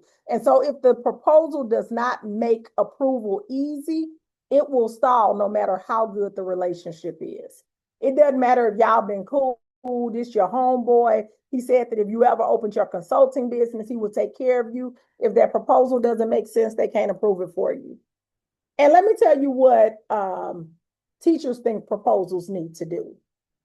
Teachers think that proposals need to impress people. They think they need to explain everything. Oh my goodness. They think that they need to prove their intelligence or showcase their expertise. That's not what it's for. That creates a long, unclear document that is too risky to approve. We can't approve that because if you're doing this in the proposal, you're going to show up on our site and do the same thing. So we can't do that. What they actually need is just answer 4 quick questions. What problem does this solve? Your proposal should clearly state what problem it solves, how we know it's working, how will we as the organization, the school, know that what you're doing is working? What will it cost and for how long? How many sessions? How long is this? How long are the sessions? How many sessions are included? How long do we have to use these services? And what happens if we say yes? If I say, oh, this is good, I like this. Is it in the proposal? What happens next? And if any of those are fuzzy, the approval is not going to happen. So I'm going to share real quick with you like the non-negotiable parts of a proposal. I keep saying in their language. What is the problem in their language? Name the issue exactly how they experienced it. Not the way you want to dress it up, not the way you want to talk about it. Not improving instructional practices, but supporting campuses under accountability pressure to increase performance and staff stability. That's what Houston ISD said. What it translated to us was improving instructional practices. You need to say exactly what they said because that clarity reduces the risk that you don't get it. So then you got to make the scope, the amount of work feel manageable. So you got to break it into phases or into pilots or into time-bound segments. I'm telling you, and what I feel bad for are the people who go to ChatGPT and just tell ChatGPT to create them a proposal, and ChatGPT is going to do what you told it to do, and it's going to sound good, and it's going to look good, and you're going to think that's going to do something that's going into the trash because ChatGPT doesn't know to mirror the language.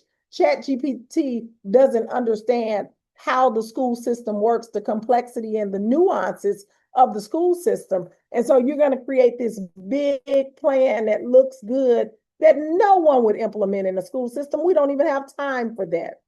So decision makers have to approve work that is contained around a closed-ended commitment.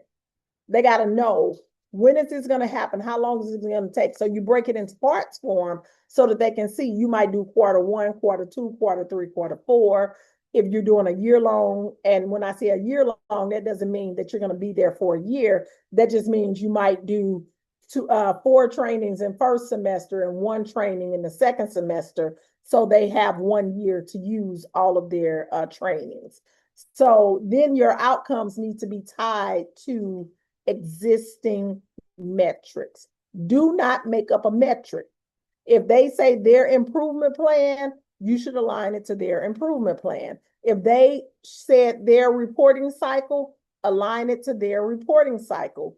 If they already have their accountability measures, align it to what they're already using. If they're using the MAP test, if they're using end of course exam, whatever they are using is what your accountability needs to be. Your outcomes should be aligned to that. And if it doesn't align to what they already report, it's not going to move forward. You're creating more work for them.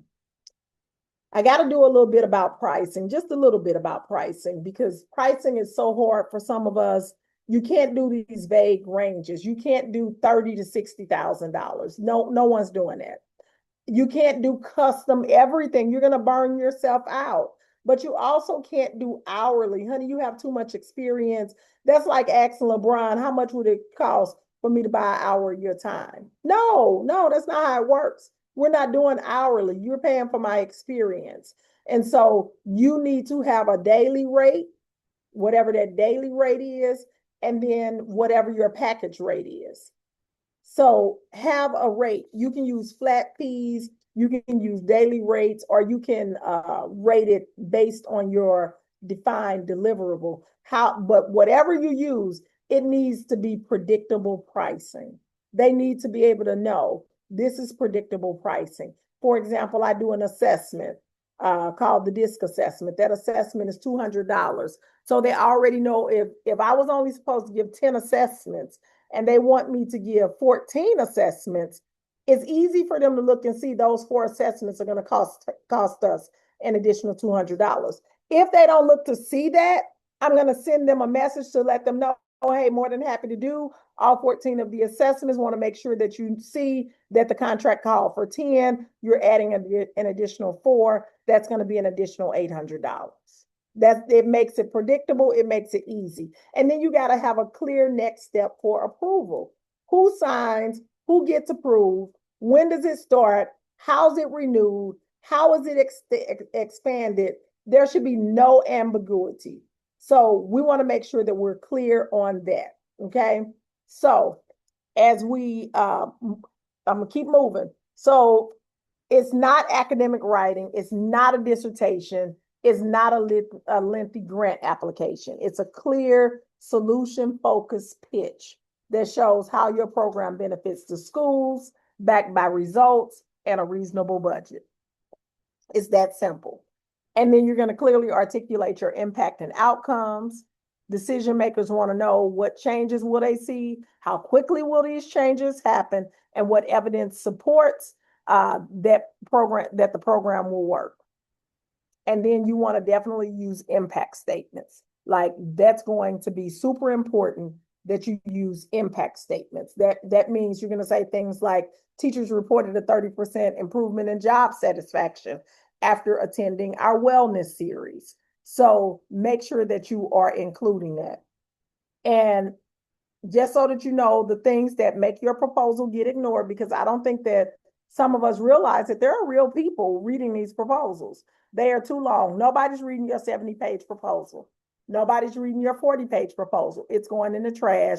We're going to get that pen, do some highlighting, and then we're going to realize this is too much. Because if you can't even tell us what you do in less than 40 or 50 pages, that means that you're going to come in here trying to do PDs that are long and complicated like that. It needs to be short, clear, and focused. The other thing that gets them thrown out, they're not aligned with school priorities. If it doesn't match the school's strategic plan, it's an easy no. We don't have money for that. Our money is clearly dedicated to these 4 priorities, and I don't see how this can fit into one of these 4 priorities. No, Principal Jones, we're not going to be able to approve that.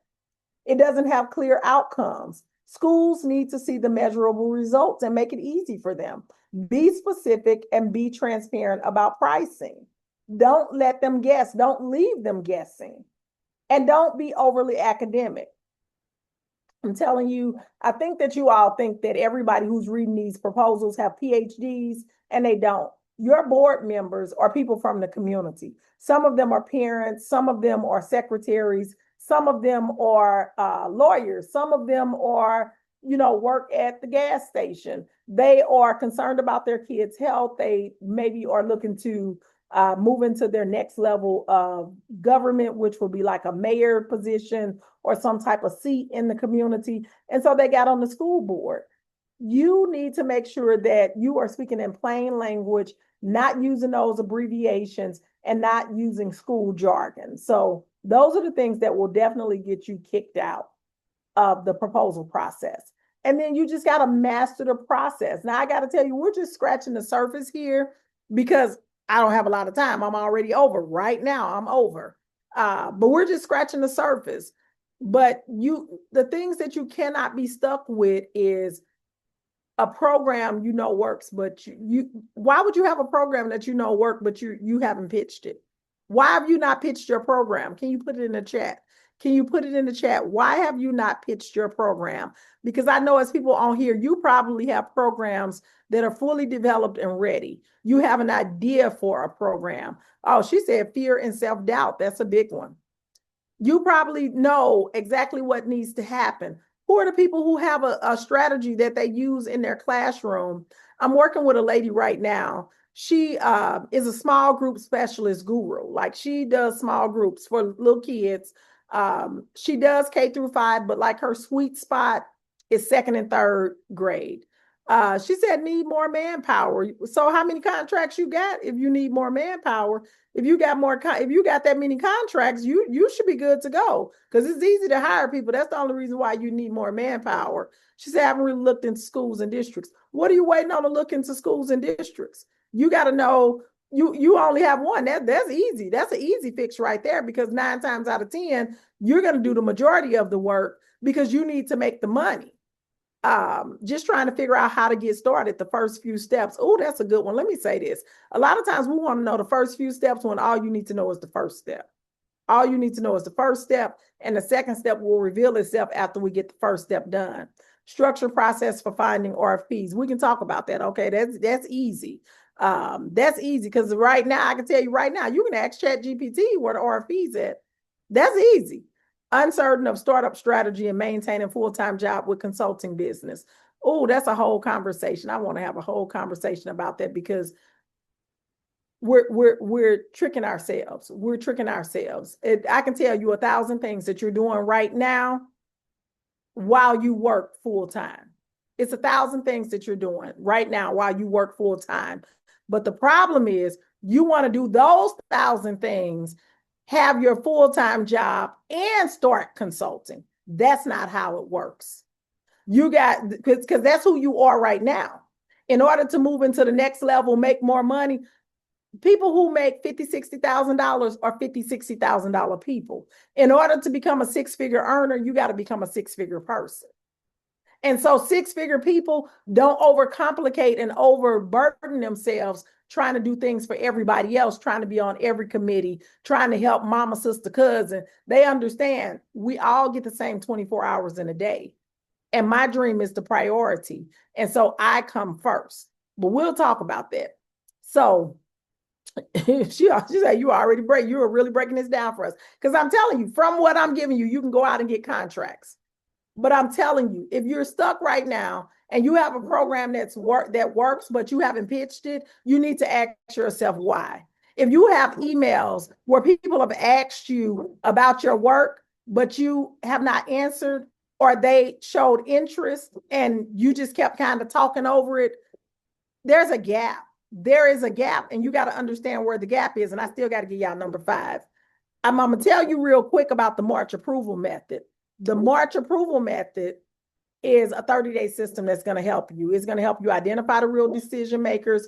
It's going to help you to position your program around an active problem. It's going to help you to create an approvable proposal, and it's going to get your work in front of board members.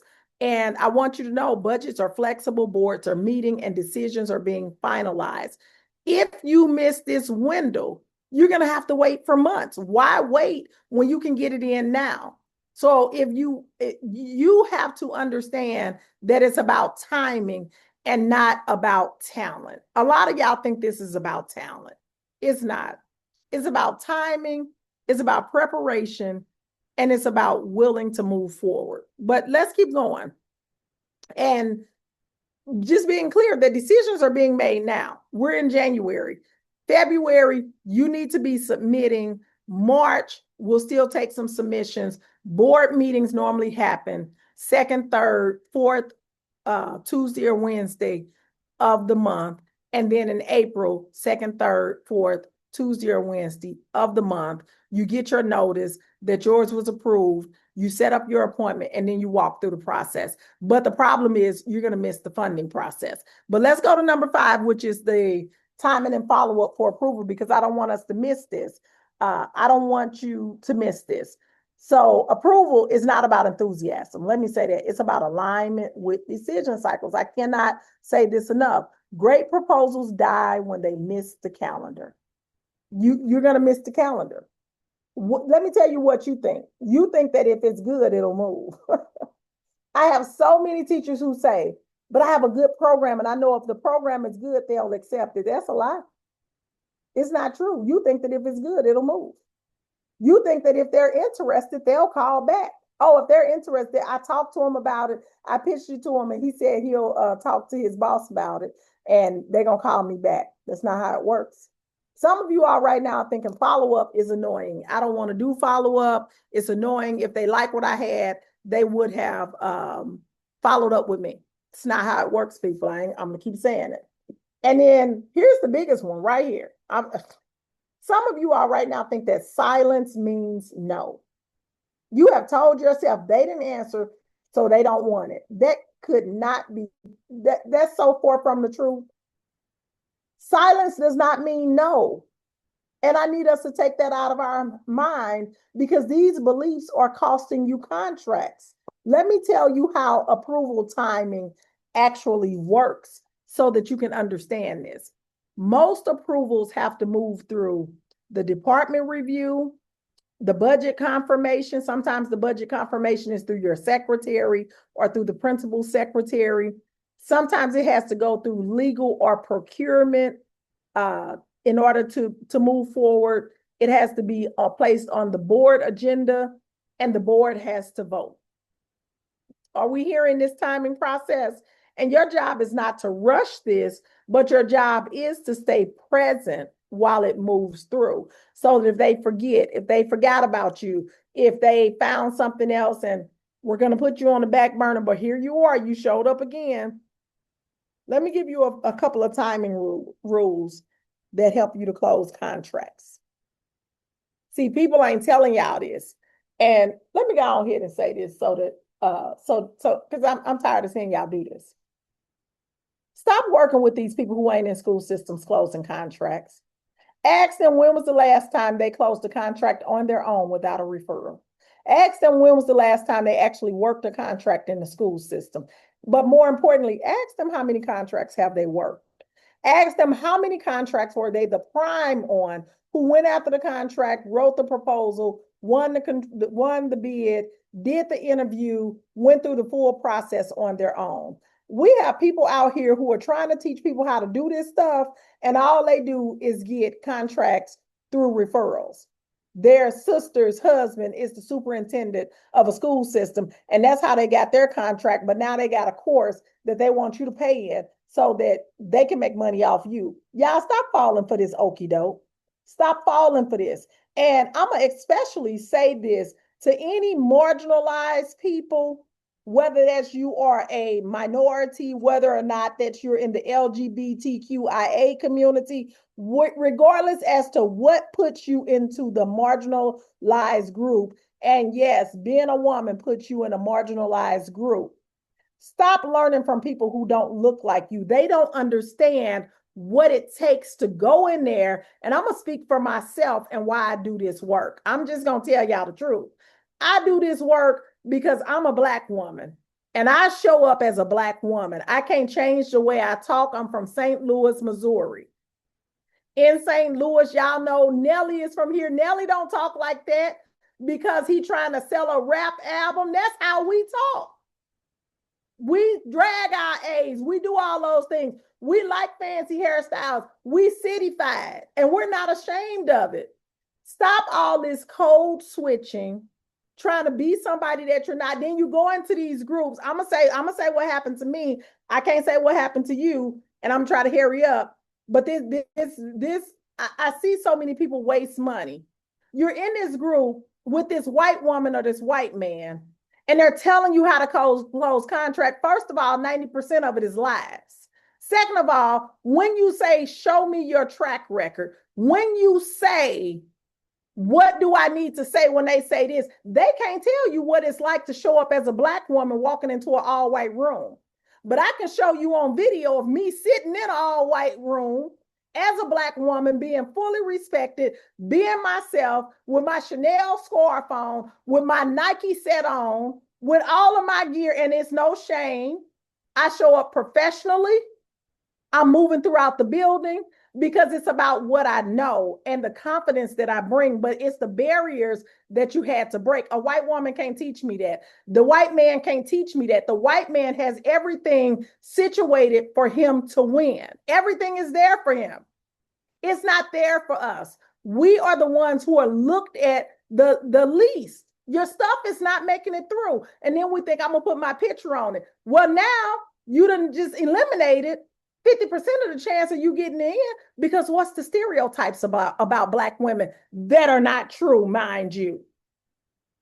We are mean. It's hard to work with us. We are combative. We are aggressive. And then we show up and we get mad because we didn't make it through, because nobody taught you the hidden rules. Nobody helped you understand the work that needed to be done. Then we show up with this struggle mindset. Well, I'm just waiting for them to approve me. No, you got to step in. And I need for your word for 2026 to be audacity.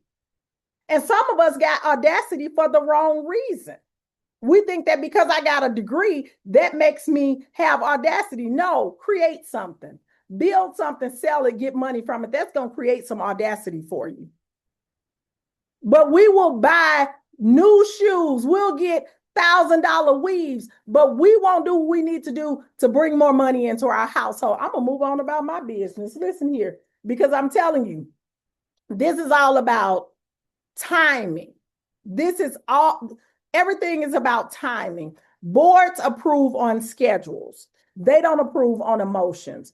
You need to know when agendas close, when meetings happen, when votes occur. When you miss the cutoff, you got to wait another month. Why would you wait another month? Every follow-up should do one of three things. It should confirm your next steps. It should provide requested information, and it should align with a milestone. We are never just checking in. You don't have the time to just check in. Your contact must be able to defend your proposal. I'm up for board in March in Virginia, in Fredericksburg, Virginia. I'm up for review, for them to approve my proposal. And so when I talk to the superintendent, I say, oh, don't worry about it. I'm gonna have you everything you need. It's gonna be amazing. And just as a little icing on the cake, I'm gonna put talking points on there for you, just in case they ask you a few questions. You got to make your contact able to defend your proposal, be able to answer any questions, and be able to explain the value clearly. When I sent that man my information, that man called me on my cell phone. He said, Dr. D, I don't need nothing else. We can pretty much consider this approved because any question they ask, you got the answer and you got it lined up so perfectly for me. I feel like I work in your company. That's what you want them to do. They need to feel prepared to present. And especially when we're talking about high 5 and 6 figure proposals. This is a training for his cabinet. He's going out on a limb to get this training for them. This is for central office staff. And so he's trying to spend almost 6 figures on their training, and he knows that the board is going to give him pushback. He's already made me aware. They're going to give me some pushback, but I'm going to get what I want. As long as I'm prepared, I can get it. So what's my job? To make him prepared. So you can't leave them feeling unprepared. And silence doesn't mean no. It usually means that they have competing priorities. They have internal review. They're waiting on timing. You know, like him, he's waiting for the March board meeting for him to present the proposal. And professional persistence builds trust. I need you to write that down. Professional persistence builds trust. So when you follow up, when you let them know that you haven't forgotten, you're making sure that they don't need, I'm just making sure that you have everything that you need. I know you have the board meeting coming up, and I want to make sure you have everything. If you need anything from me, do not hesitate to reach out. I'm letting them know, hey, it's coming up. We're in January. What would happen if I didn't send anything to him from now until March? And we had this conversation right before holiday break in December. What would it look like if I never sent anything in response? He said, I need this training for my people. I know that this is exactly what they need, and I know the board gonna give me a little pushback. I sent him what he needed. He picked up the phone and called me. That was in December. Here we are at the end of January. What would it look like if I have not sent anything? What would it look like if I don't send anything in February and I'm just sitting back waiting, putting it all in his hands for March? What am I going to send him? I've already sent a follow-up to make sure that if he needs anything to let me know. And then I've sent him some results from some of the other work that I've done just in case he needs reassurance that we are the team for you. So I just want us to know that you don't have to sit back waiting, and that's actually not the thing to do. And so timing and follow-up are crucial in this process. The best time to present your proposal or to submit your proposal is absolutely right now. I will say this, hands down, no questions asked. March and April are key decision months. Not only are they decision months for summer programming, but they are key decision months for when we come back for the school year 2026-2027, in that July and August training window, and those very beginning trainings. That's what's being approved in March and April. So school boards are meeting to approve these things. May would be what's considered last minute approval. And also that's what we call the sweep up time. If money is remaining, schools will move super fast. This is when we all tell you to offer some type of special. If a principal is looking at his budget and he had a $300,000 budget and he spent $282,000 of it, but that other $18,000 isn't sitting in one account, that $18,000 might be spread over 10 accounts. Well, he still needs to spend that $18,000. Well, what if he could pay you $2,800 to come and do a training for the staff here for next year here, and then they pay you $1,500 to come to a parent engagement night, and then they pay you another $1,500 to do a math night. You're going to come in and do your financial literacy program for math night. You see how he's pulling these small chunks out of different buckets because those POs have to match what that line item is. And so that's what those last minute approvals, if for that last minute money. And then summer programs must be finished, funded and finalized by June 30th, because on July 1st, 2026, a new school year starts. And then this is one, how to follow up, move past gatekeepers. I know a lot of y'all have experienced this or know that it's going to be a problem. because you already know the secretary is the gatekeeper. And if you're trying to talk to the instructional coach, or if you're trying to talk to the principal or the department chair, they're going to send you to their voicemail. Well, how do you get past them? You have to look at this as an opportunity and not as an obstacle. Now, there's a whole lot more that I could say about this, but really, this is a whole session by itself. And actually, I have something for this, because y'all know y'all secretaries at school, and that's all I'm going to say. That's all I'm going to say. But there is a way to use it as opportunity as opposed to an obstacle. So then I say just start small and build big. You can offer a pilot. Let me be clear. When I say a pilot, some of y'all confuse pilot with free. That ain't what I said. A pilot is still paid. Okay. I don't even term it as a pilot. I just say it's a new program. And sometimes you don't even have to say a new program. It's a program. But that in my head is my pilot that I'm going to use. And then you can always partner with an existing program and collaborate with after-school programs, learning camps, community-based organization. Yes, Brandy, pilots are paid, but there's a lot of folks who think that they should do a pilot for free in order to get the data, in order to prove that the program works. No, Apple didn't prove that their phone worked before you got it, and it sent you 26,000 updates because stuff wasn't right, and you update every time. Every time they send you that notice that your car has a recall, you go back. They knew that car had a recall before they sent it out, but I digress. So the real reason most educators don't close contracts, let's talk about the real reason why we don't close contracts. Is not a lack of information. Y'all got all of the information. I just gave y'all all of the information. It's not a lack of potential. It's a pattern. And I don't know why we as smart people can't realize that it's a pattern. Oh, I should have shared. Oh, let me share with you, because some people might want to take this right quick. For those who want to take this right quick, go ahead and take this right quick. Let me share this with you. Let me see. Go ahead and take that right quick. That's the archetype quiz. And it takes about 10 minutes for the results to come. It'll trigger in the system, but it's a reason why you are not doing what you need to do. You have the information. Some of you all have completed the program. Some of you all have full curriculums.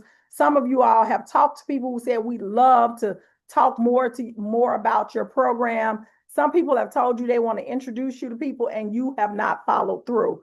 Take that archetype quiz. That archetype, I'm telling you, in this work, in the past 9 years, working with over 1,200 educators, I have found that most, not everybody, but most, fit into these 4 categories. They fit into these four categories. And it's a couple of patterns that stop them from doing the work. And keep in mind that this is like the work that I do. This is how I get so many results with the curriculum and instruction that I do, is that I do research, I figure out the patterns, and then I make it simple for people of how they can move forward out of the patterns. That's the same thing that I did with the kids in my class. I would figure out what is the pattern that they're falling into, why are they not getting the work done, what are they not understanding about writing, and then I figure out how do I solve that problem, how do I plug that gap for them. So if you want to take that archetype quiz, take the archetype quiz. It's going to tell you whether you're a host, a chef, a guest, or a maitre d'. And this is from our Power Table Mastermind. So the chef is the starter, because the truth is, knowing what to do it ain't never been the issue. The problem is us getting out of our own way. Nobody on here is lazy, and nobody's not capable. So let's talk about the chef. See if you can see yourself in this person. So when we talk about the chef, you're probably a visionary. You're creative. You have that spark. You have notebooks full of ideas, and you bought every domain name. You're passionate. You're inspired. You start with fire, but you finish with fumes. Every new contract idea gets you excited. You are full of excitement, but execution is always later. You overcommit. You burn out. And deep down, you just want to finally follow through on one thing all the way through. Your breakthrough isn't in your next idea. It's in you finishing. It's in you finishing that one idea. It's not in the next idea. So I want you to think about the chef, I'm gonna tell you about a real chef. I'm not a real chef, but a real chef personality. Erica. Erica's brilliant. She's multi-passionate. She's creative. She's the kind of person, she lights up a room with her ideas. She works full-time in the school system. And outside of that, she's been trying to launch her consulting program for years. She's not new to this. She has invested. Honey, she's been in Danielle Leslie's course from scratch.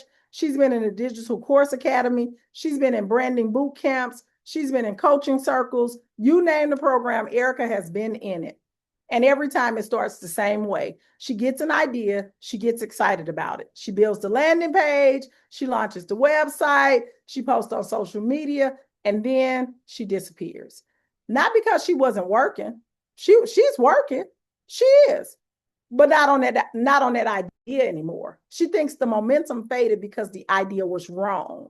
So she joins a new program, starts a new plan, writes a new vision document, then she pivots again. And this time it's in a partnership. New name, new offer, still zero revenue. Now she's telling herself, maybe I just need more structure. So she's reading Atomic Habits at night. She's journaling about her morning routine, but she still ain't finished the first proposal she started last fall. Marcia said, I'm a chef in some ways. Gwendolyn said, me. You see, Erica's not lazy. She's confused. She just gets stuck in the starter loop, constantly trying to fix the problem around the work instead of finishing the work. And what Erica needs is not another plan. She needs somebody to look her in her eyes and say, stop. Let's finish this. Let's make the money. And then we'll move to the next thing. This is what breaks the chef pattern. Not reading more books, not getting in more stuff. The person who's going to say, stop. This is not what we're doing. Let's finish this. Remember you started this? Remember, and pointing that pattern out to her. And so this is what a lot of us need, but no one has ever been able to check us. We get in programs where we can hide behind things. You're in a program with 200 other people. That's crazy. And then when we talk about the host, because Marcia says she's a host, if you identify with this, tell us in the chat. I'm going to introduce you to Danny. Danny did everything right. She was an honor roll student. She was on Dean's List. She was student union president. She probably ran for homecoming. I don't know. I didn't ask her. She's the one her family calls when stuff needs to get done. In school, at work, she knew the rules. You show up, you follow the steps, do your best, and you win. And she did win. She won. She got great performance reviews at work. She got high marks in schools. She's responsible. She's reliable. But then Danny decided she wanted more. And so what did she do? She looked at her paycheck and she looked at her potential and she said, I'll never have a life I won't work in this job. So she decided to start consulting. And because Danny is Danny, she didn't just start. She built a system. She wrote out her offer. She created a framework. I see some people saying this is them. She created a framework. She got 3 notebooks, a Google Drive, color-coded tabs. She watched every YouTube video you can imagine. She's in 4 different free workshops. She's halfway through 3 free courses right now. And still, she hasn't sent a proposal. She hasn't made a pitch. She has not gotten paid for her services. Why? Because it ain't perfect yet. Every time she hears a new strategy, she rewrites her framework. Every time someone says messaging matter, she's back to her Canva board, redoing the slides. She said, get out of my head. Every time a moment of doubt creeps in, she shifts the plan because tweaking stuff feels like progress. And Danny doesn't need another notebook. She doesn't need another funnel hack. She needs someone to say, done is better than perfect. Schools are not looking for perfection. Schools by execution. They're looking for the person who's going to execute. Danny's breakthrough won't come from another plan. It will come from finally stopping and start executing on what she's been sitting on. And that's one of the main reasons why I created the March Board Approval Program for these type of people. Now let's talk about the guest, who's the social seeker. This is Leslie. Leslie is a special ed teacher. Let me know if this sounds like you. Leslie is a special ed teacher with magic in her hands. Honey, her lesson plans are incredible. Her activities are engaging. They're creative. They're unforgettable. But it's not just the kids. Everybody loves Leslie. She's not the loudest person in the room, so don't confuse this. She's not cracking jokes or taking the mic and, the life of the party. But when she walks in, the room feels lighter. She's the kind of person people seek out just to be near her energy. And Leslie has ideas, big ones, real ones. Some of them come as divine downloads, and she will light up sharing them. She's had people offer to pay her for her ideas, but she won't ask to be paid. She'll just say, it's fine, I'll do it for free. How many of y'all still working for free? Letting people pick your brain. Or she'll think if they really wanted to pay me, they would. Instead of owning her value, she tries to borrow it. So she asks other people to partner with her, hoping someone else will run the back end while she just teaches or she just speaks. And here's the truth. Leslie is already successful, just not in the way she wants to be. And let's be clear about our Leslies. They're everywhere. She's in the church choir. She's on the school's leadership committee. She's running a mentorship organization for young girls. She's the head of PTA at her son's school. She's on the board at a local nonprofit. She never misses a birthday party, a funeral, or a baby shower, or a wedding. Leslie is always there for everyone else, but not for herself. And now her dream of becoming a consultant is sitting in a Google Doc, half finished, while she prepares cupcakes for another fundraiser. Y'all probably think I'm playing this a real story. When I was talking to her, she was trying to get cupcakes finished for a fundraiser. She doesn't need another organization to join. She needs someone to say, you are the expert. You are the opportunity that you're waiting on. And you don't need permission to own that. You don't need a partner. You don't need to bring 3 people in on this. You don't need some help. What you need is to stop and do what needs to be done. That's what has to happen. And many of us don't realize this. Stephanie say, let me tell the truth. And then we have the maitre d'. Let me tell you about Renee. She's the matriarch of her family. She's the backbone. She's the go-to. She's been a school counselor for 25 years. She's wise. She's respected, and everybody trusts her. She's launched programs at that school. She's built in mental health initiatives. She's been to the Senate with her program, and she runs fundraisers that people still talk about to this day. When the board needs a scholarship night, Renee. When a student is in crisis, Renee. When a teacher needs help managing a classroom conflict, Renee. But it don't just stop at school. Her sister needs somebody to pick up the kids. Renee's car seat is already buckled in. Her mom needs a prescription picked up, done. Church is short on volunteers. Renee's in the kitchen making a double batch of cornbread. Renee is always there. And that's the problem. Renee has a vision. She's had it for years, a program that she knows would help schools, a consulting business that could really fund her freedom, where she would have time to do some of these things that she loves to do. And she will say, as she did, this weekend, I'm working on my proposal, just me, my laptop, and my coffee. And then right on cue, somebody calls, and it's a crisis, a family emergency, or a friend who really needs her. And Renee puts her dream on the back burner, on the back shelf, once again. She said, my name is Renee, but I'm definitely Danny. So it feels good to be the fixer, the one who saves the day. But underneath that cape that you got on is a woman who's tired, who's exhausting. Because the truth is, Renee is not living her dream. She's living in response to everybody else's. And Renee doesn't need another person to lean on her. She needs someone to say, you are allowed to choose yourself. Your purpose deserves its own seat at the table. That's what she needs. And I'm telling you, these are not weaknesses. These are patterns. And patterns can be broken. Growth starts when you see your own cycle. When you see what cycle you're in, you need support plus execution. And I'm telling you, for those who are ready to move, I've given you what you need. And I'll answer a few questions at the end because I'm here to tell you the money is there. But for those of you who know I'm in one of those cycles and I need to end this cycle, what better way to end the cycle than with a check in your bank account and a contract? That's going to prove to you over and over again that I can end this cycle. And you're going to, when you're in that cycle, you're going to be able to say, okay, I need to stop this. You need help finishing what you start. You need to get in front of decision makers for March and April board meetings. That's what the March approval method is. The March approval method, it's going to allow you to get in front of the decision makers. I'm going to walk you through the process. It's going to be 4 on-demand videos because I need you to do some work before you come with me. And then we're going to have 2 live sessions. These 2 sessions are not us chit-chatting and talking. You're going to create that proposal. You're going to create that offer. You're going to get that pricing.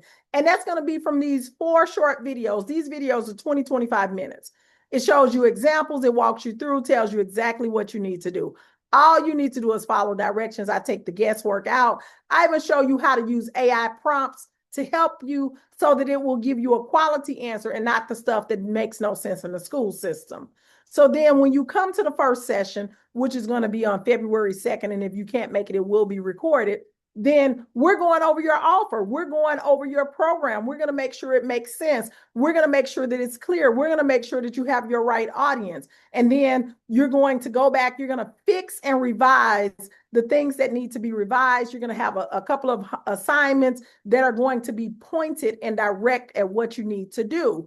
And then the next thing, you're going to come back to another session on February 28th. This is not a sit and get. This is an execution session. We are on that call doing the thing. We are sending the emails. We are making it happen. And just to make it real super hard for you, for those who you're thinking about it, but you're not sure, you know you need it, but you need a little push over the edge, I'm giving you some bonuses today.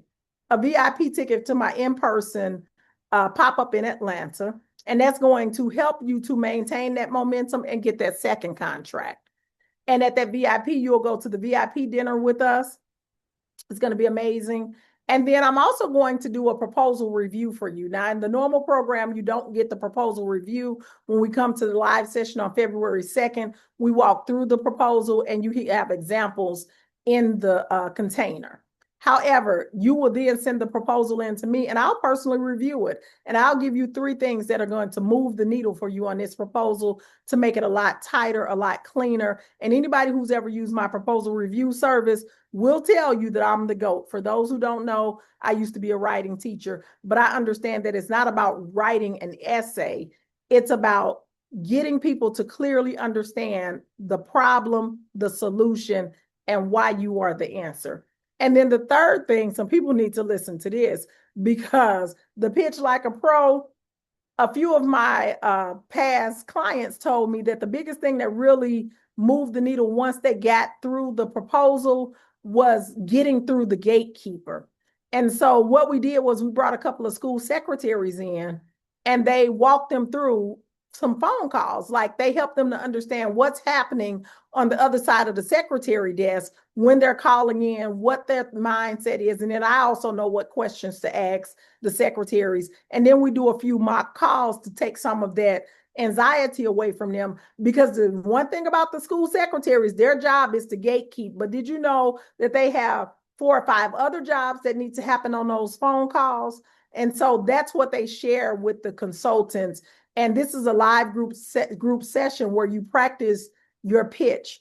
And the best part is the real school secretary is going to show you how they screen their calls, what she's going to talk to you about, what gets through, what gets ignored. And she's going to tell you exactly how to show up like a professional and not a vendor. See, you all are showing up to these calls as vendors, and that's not going to get you through. And so all of that is for if you are ready to move forward and ready to make this happen, because of course, March is coming. We need 28 days to get this done, and we're actually going to give you 30. And if you're wondering what does the events look like, that digs on me. Now I ain't saying she a gold digger, but she ain't messing with no broke. Get down, girl, gon' ahead, get down. Get down, girl, gon' ahead, get down. Get down, girl, gon' ahead, get down. I joined Dr. D's mastermind about 6 months ago. Why? Because as a beginning CEO, as an education consultant, I needed direction. I needed someone that I can reach out to and get the answers I needed. And Dr. D has been able to do that. Gina for Lopez, 4 kids, and I gotta take all they bad. I joined with Dr. D shortly after registering for my LLC, my trademark, just getting up and going. And at that point in time, I created a curriculum that I wanted to get into school systems. But at that point in time, it was basically a program that was sitting on my computer with nowhere to go. It had no home. Fast forward 6 months. Working with Dr. D, I have become an approved vendor in 8 Texas school districts, and I am expecting more vendor awards to come in soon. Get down, girl, go ahead. Hello, my name is Natasha, and I'm here to share about my experiences with Dr. D. So admittedly, I have attempted to launch businesses over the last 20 years, and none of them have been fruitful. But this time, it was absolutely different. Once I began partnering with Dr. D, I was able to align my vision and talents with what would be successful in the market. So she gives us the tools, the teaching, and the training to make sure that when you launch into educational consulting, you will be successful. And I'm a bit unique in my journey. I do not have an educational background. I come from years of manufacturing, working in corporate America, but I was able to translate those skills into a consulting business. And I was in the beginning thinking, how can I do this? But with the coaching and the guidance that this program provides, it lines you up for success. Down, girl, go ahead, get down. Get down, girl, go ahead, get down. Get down, girl, go ahead, get down. Get down, girl, go ahead. Let me hear that back. Well, I hope that you all were able to hear. I see that some people said that they were not able to hear, but I hope that you were able to hear. But that's what an event is like. We don't do those big 100, 200 people events. We try to do smaller events. We have one coming up in Atlanta, February 21st and 22nd. We're going to go there, and we're going to, in person is so much different than in virtual. We get so much done quicker. You're going to get the complete roadmap from the development of your proposal. You get personalized coaching. You're going to get expert feedback. So those are 3 bonuses for people who are on this call right now. If you know that this is what you want to do, get signed up. I'm going to take a few questions in just a moment, but I want to encourage you to stop sleeping on your talents. Stop making excuses. We've made this super easy for you. You can pay in full. It's only $14.97, which is an amazing price for a 30-day container with real results. You can split it into 2 payments, and you can even press the Klarna Afterpay or Affirm button, and they will break it up into smaller payments for you. The goal is to use the money to make more money. Stop using your money that's going out the door without having a return coming back in the door. That's right. To hide your talent is evil. This is God's economy. He gave you the talent to be able to feed yourself. And so if you want it done, and I always say to myself, if this were one of my boys coming to me, telling me that they needed soccer practice or soccer shoes or something, would I make it happen? If they needed to go on a trip somewhere or do something, would I make it happen? The answer is always yes. And I can be honest with you. If it was one of my sisters coming to me and saying that we want to go on this trip, I would make it happen. I would figure out the money. And I know because my sister just came to me saying, we need to do something next month. Are you in? And I was like, yep, I'm in. I didn't waste any time saying, yes, I'm in. And so you need to say yes to yourself, yes to this thing that you've been gifted for. You can sit back and not do it. It's going to be the same. Some of you all have been in several sessions with me and still haven't closed the contract. You should ask yourself why, because what you won't say is that she didn't give me the real stuff. She didn't give me the real keys. But part of the problem is you keep doing the free. If the free is this good, imagine what the paid is. This is with me with just 2 hours of time. Imagine if I'm able to have more than 2 hours with you. So I just want to share that. I have the link in the chat for those who want to check out the program And again, we're not hiding what it costs. It's $14.97. It's a 30-day container. The job is to get in, get out. We know that you don't have 6 months. Most of you all don't even have the attention span for 6 months. But I tell you what, once you close that first contract and it's $20,000, $30,000, $40,000, you're going to be like, oh, this was easy money. Then you're going to want to join the mastermind, because that's what's going to show you how to close those 6-figure contracts and how to renew those contracts, how to get through those board interviews, which are tough because they want to know, why should I give you $150,000? Why should I give your company $330,000? Those 2 proposals that I showed you, those are real. Why are you not going for them? A, you're going to go for them and you don't know what to do. B, you're going to think you know what to do. You're going to put all this time and energy in it. And then when it doesn't pan out, you're going to say it doesn't work. When it's not that it doesn't work, you don't know the process. You don't understand what needs to happen. You don't know what a winning proposal looks like. And you think that because you have a degree, that means something. Y'all already know some of these men who come in y'all schools, all they did was what I'm trying to teach you to do. It's not about years of experience. It's not about number of degrees. It's about positioning and readiness. And most of us don't know how to position ourselves because we're too busy being humble. We're too busy trying to not bother people. We're too busy saying, I don't want to be salesy. Well, I'm good at cashing checks. I like when my checks come in multiple times a month and I put that money into my bank account and then I fund all these trips I do and all these things that I do. And I don't have to rob Peter to pay Paul. You can fund your retirement. You don't know any teachers who retired who are living good. They are going to get second jobs. They're trying to figure out how they're going to continue to live a lifestyle that still wasn't fancy. Some of us are scared to say, I love luxury.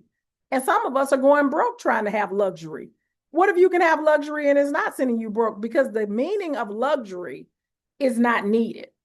Luxury is an item that's not needed, but that don't mean you can't have it. I love luxury and I can afford it at this point, but luxury for you is different for luxury for me. It just depends on how much money you got coming in. All right, so let me see what questions we have. I have a few minutes to answer some questions. Go ahead and raise your hand in the chat with the raise hand button, and I will take a few questions. She said you spoke about community. Where do you start the research to providing services for foster care? First, you got to know what services you want to provide. So you got to be really clear on what are the services. And I would suggest that you don't look at what are the services and think about what are the problems.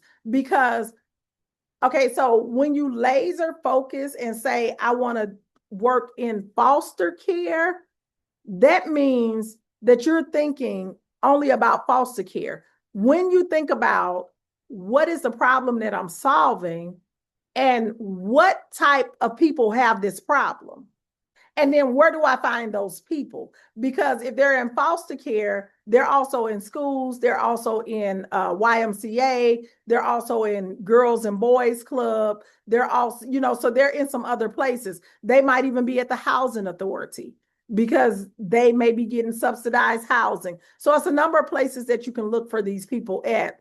But yeah, even with foster cares, their budgets are online, what their priorities are online. And so now all you have to do is align the problem that you solve with where the people are. And then they will tell you what services they need. Now you'll create an offer so that you have some roundabout idea, but the services are going to be easy to render once you can talk to somebody. And so a lot of times we work backwards instead of the other way, but that's what we think. We think that the more that we research, the more information it's going to give us, but it's really going to make you stall more instead of going the opposite way. And I'm not even trying to be funny. That's one of the benefits of the program, because that would actually be working backwards. I don't know if that's making sense. Let me get Cherie's question and then I'm gonna go back to the chat. Cherise, what was your question?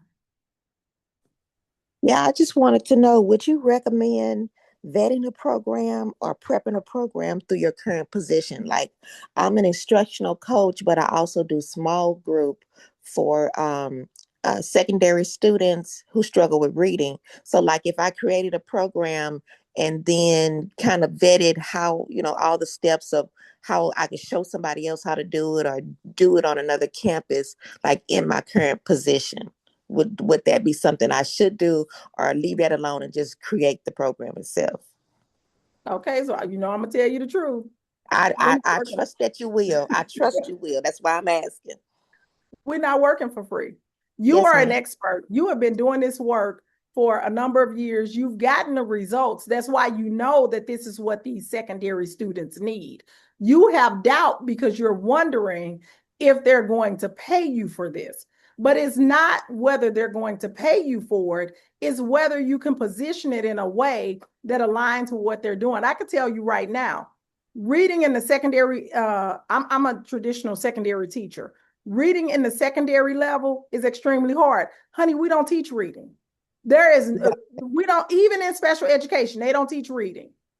If you don't know how to read once you get to 9th grade, 10th grade, even in middle school, they're not teaching that. We're teaching you how to survive in the world at whatever reading level you're at. And if we can get you to gain a few levels while you're in the system, that's awesome. So to have someone who's saying, this is exactly what you need to do, because see, we are content experts in secondary. We're not reading people.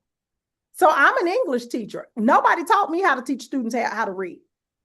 I learned about Shakespeare and Greek mythology and English literature and writing and all of those types of things. The closest we get to teaching people how to read is academic literacy. And notice that it says academic literacy. It don't say reading class. Exactly. So yep, in high exactly what I'm facing. Exactly. So you have the perfect thing. Like, do you know how many school systems would jump on that?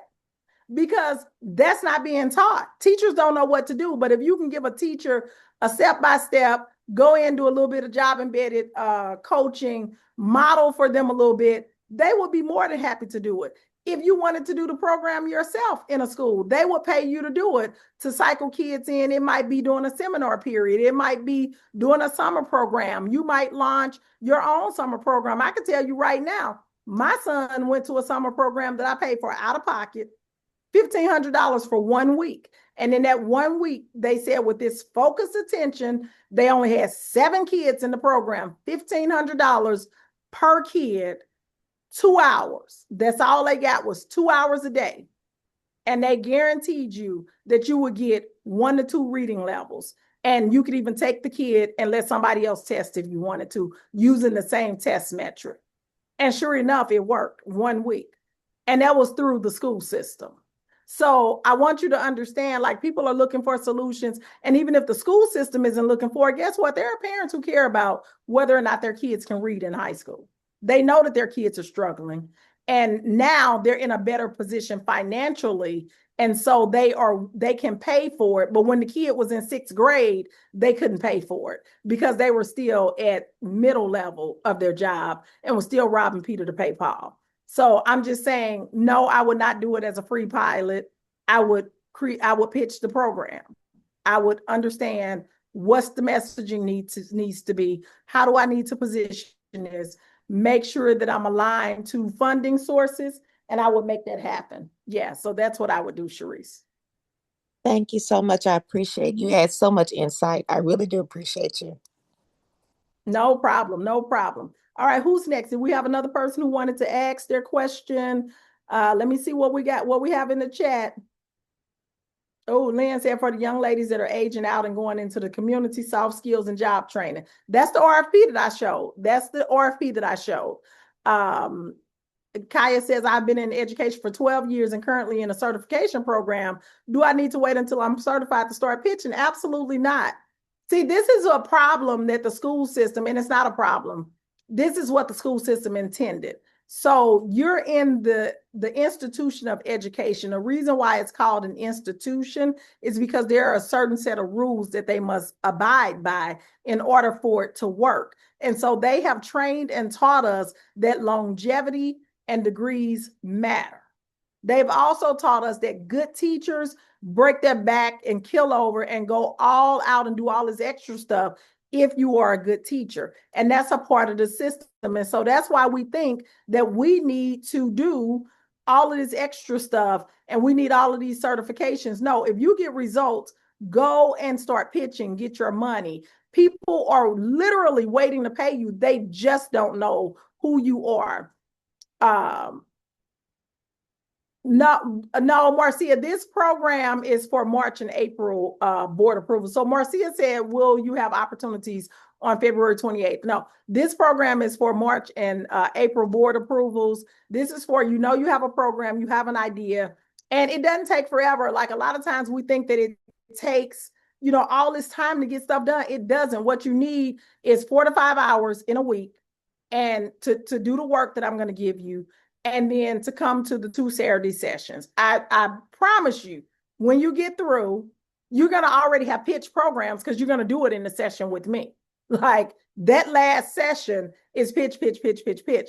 I think that some of us think that you got to pitch for 6 months in advance. No, I told you timing is everything. So we're going to go through this full process. I am going to help you to identify who are the key people that you need to be reaching out to. What are the right schools? What are the right things you should be doing? You can't do them all. Don't try to do them all. Stop trying to do private, charter, public organizations, colleges, community. Like you can't do them all. We're going to make a refined list. And when we make that refined list, it's going to be based off of criteria. It's not going to be based off what ChatGPT says. Because again, ChatGPT doesn't understand the complexity and the nuance and the timing and how people move. All it understands is data and what the data says. And so then once we do that, we're going to get our proposal together. We're going to understand what is going to happen. How do you move forward? And then once we're pitching, from the pitches, you're going to get some yeses. Now, let's be clear. You're going to get some no's. You're going to get some no's, but you got to get through the no's to get to the yes. And when you get to the yes, you're going to be 100% prepared to step forward, to present yourself in a way that's going to get you approved. And we need your documents on the board meetings for March and for April of 2026, whether that's for a summer program or beginning of the year for the new school season that's about to start. So Lynn said, just Google foster care. Again, that's not going to help you. It's going to give you a list of foster cares. You need to understand what the problem is. What problem are you solving? You need to understand what is the problem that you're solving. And then once you know exactly what problem you're solving. So let me give you an example. When you Google foster care, it's going to give you all of the foster cares, right? So I'm going to give you an example from here in St. Louis. We have 2 well-known kind of foster care situations. We have more than that, but I'm just going to talk about these 2.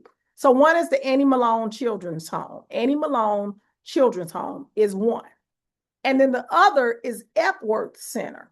Okay, so these are 2 foster care systems, but they operate very different, okay? So all depending on the problem you solve, you might not will go to Annie Malone because they got in-house stuff to take care of that. They already have funding. They're already connected to schools, and it might be more geared toward Epworth. But if you don't know, Epworth deals with a lot of kids who have special needs. So if your program or the problem that you're solving doesn't address students who have severe special needs or who have severe mental issues, Epworth is not the one you should be contacting either. You see what I'm saying? So that's the problem with just getting a list from Google, because those 2 wouldn't help you. Yes, there are so many needs. She said, I would like to think our literacy problem, your program. Yeah, a lot of, I'm telling you, that secondary literacy, that's it right there. Yeah, it's hard. We don't even have time to teach literacy, to teach how to read in high school, because we have so much content to go over and to teach for the end of course exams. Great. Ann said this has been very helpful. Yeah, you can get signed up for this one. We start on February 1st, but there is some pre-work that you need to do in advance. And then everything is already set up. Like this is the same process that I'm using, and you get to see me go through it real time too. So if you're wondering, I have a board meeting that's coming up where they are putting me up. You'll be able to go in and see on the documents the name of my company up there. I share with you all like the exact deck that I use. I'm not a gatekeeper, so I'm going to share with you exactly what I did and what I've helped the other women do. Yeah, so it is all based on criteria. All right, any other questions? I went through the chat to see if we had any additional questions. And so what I would encourage you to do, like just plain and simple, stop sleeping on yourself and stop being that person who thinks, one of the examples that I often use, I don't know if I have any bakers on here, but I'm a baker. Like I love to bake. And because I love to bake, I don't need a recipe. Like I know what goes in where, but I use the recipe to make sure that I'm not overdoing anything. But I'm not going to use the recipe because I'm an expert baker. I've been baking since I was 11. I used the recipes when I was 11, 12, 13, 14, 15 years old. And then once I got really good at it, I realized, oh, the oil does this, or I can substitute this for oil if I don't want oil if I'm, looking at calories or whatever. I know that salt has this impact on it. But our problem is we want to change the recipe before we've even baked anything. You don't even know how to bake. And now you're trying to create a recipe and you don't even know what baking soda does instead of baking powder. You don't even know why we use the pinch of salt. You don't even know why we do these things. And then you go in and you think, oh, I'm going to submit for this $50,000 opportunity. And then we get mad when we didn't win. But we're just doing stuff just to say we're doing it, just like the people who write books just to say they're writing. We don't want to be able to say, look at what I did. You need to be able to say, look at the value I added and how much money I made. They paid me for my time. They paid me for my services. Nobody asked you to write the book. We'll use the time to write and to do tasks, but we won't use the time to bring in more income into our household. And I'm just telling y'all the truth. That has to stop. None of y'all need a course. None of y'all need a course. This ain't a course. I'm telling you, we're going to work. We're going to do what's needed. And you're going to do it. When you don't do it, I don't accept 40, 50 people because I need to know who you are. I need to be able to say, oh, she ain't posted in a while. Oh, she's trying to hide. Oh, send her a message and let her know we see you.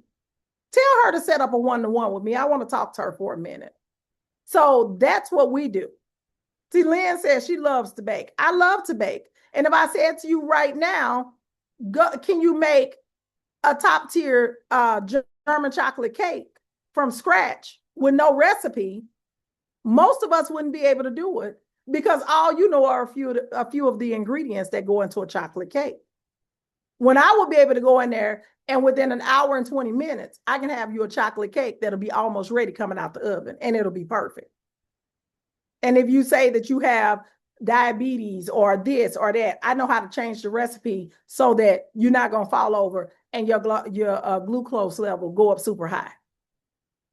We got to stop trying to do things that we have no experience in. And if you don't have any experience in it, stop going to people who don't have the experience. Stop going to these people who done sat right in my program to learn how to do it. And now they want to teach you. That's crazy. Go to the source. That's crazy. Go to the source. I'm just telling you, that's crazy. Stop going to people who they are sending them work. That does not make sense. Nobody's sending you work, or you would not be sitting here. Nobody's sending you work. You need somebody who got it out the mud, who understands what's going to happen, who understands when they say this, you need to say this, who is going to tell you what pricing is going to be. We ain't got time to be playing games. This is not a feel-good show. You're going to feel good when that check hits your account. That's what I can promise you. When that check hit your account, baby, when that $33,000 check hit, and then you got another one that's coming for another 33, all you're going to be saying is, thank you, Dr. D. And I'm going to say, girl, you're welcome. Girl, this is what I'm here for. That's all it takes. After that first one hits, you're going to be good to go. But the reason why you sitting there doubting yourself in confusion, trying to figure it out, thinking Google go help you, is because the check ain't hit your account. And guess what? 9 times out of 10, it ain't going to hit your account. Be honest with yourself. How long have you been trying to do this?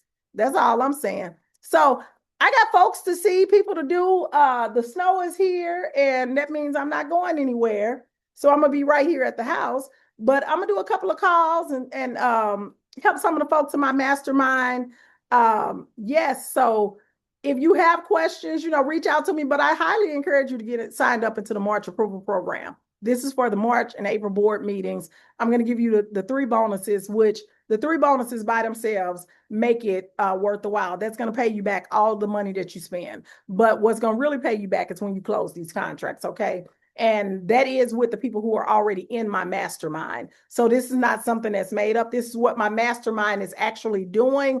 I'm just allowing people who are not in the mastermind to come into the mastermind and to do this with us. And we start from an open container. We don't pretend like you've been here all the time. No, we always start fresh so that different people can be at different levels and they'll be okay. And if you want to join us in Atlanta on February 21st and 22nd, we're going to have an amazing time.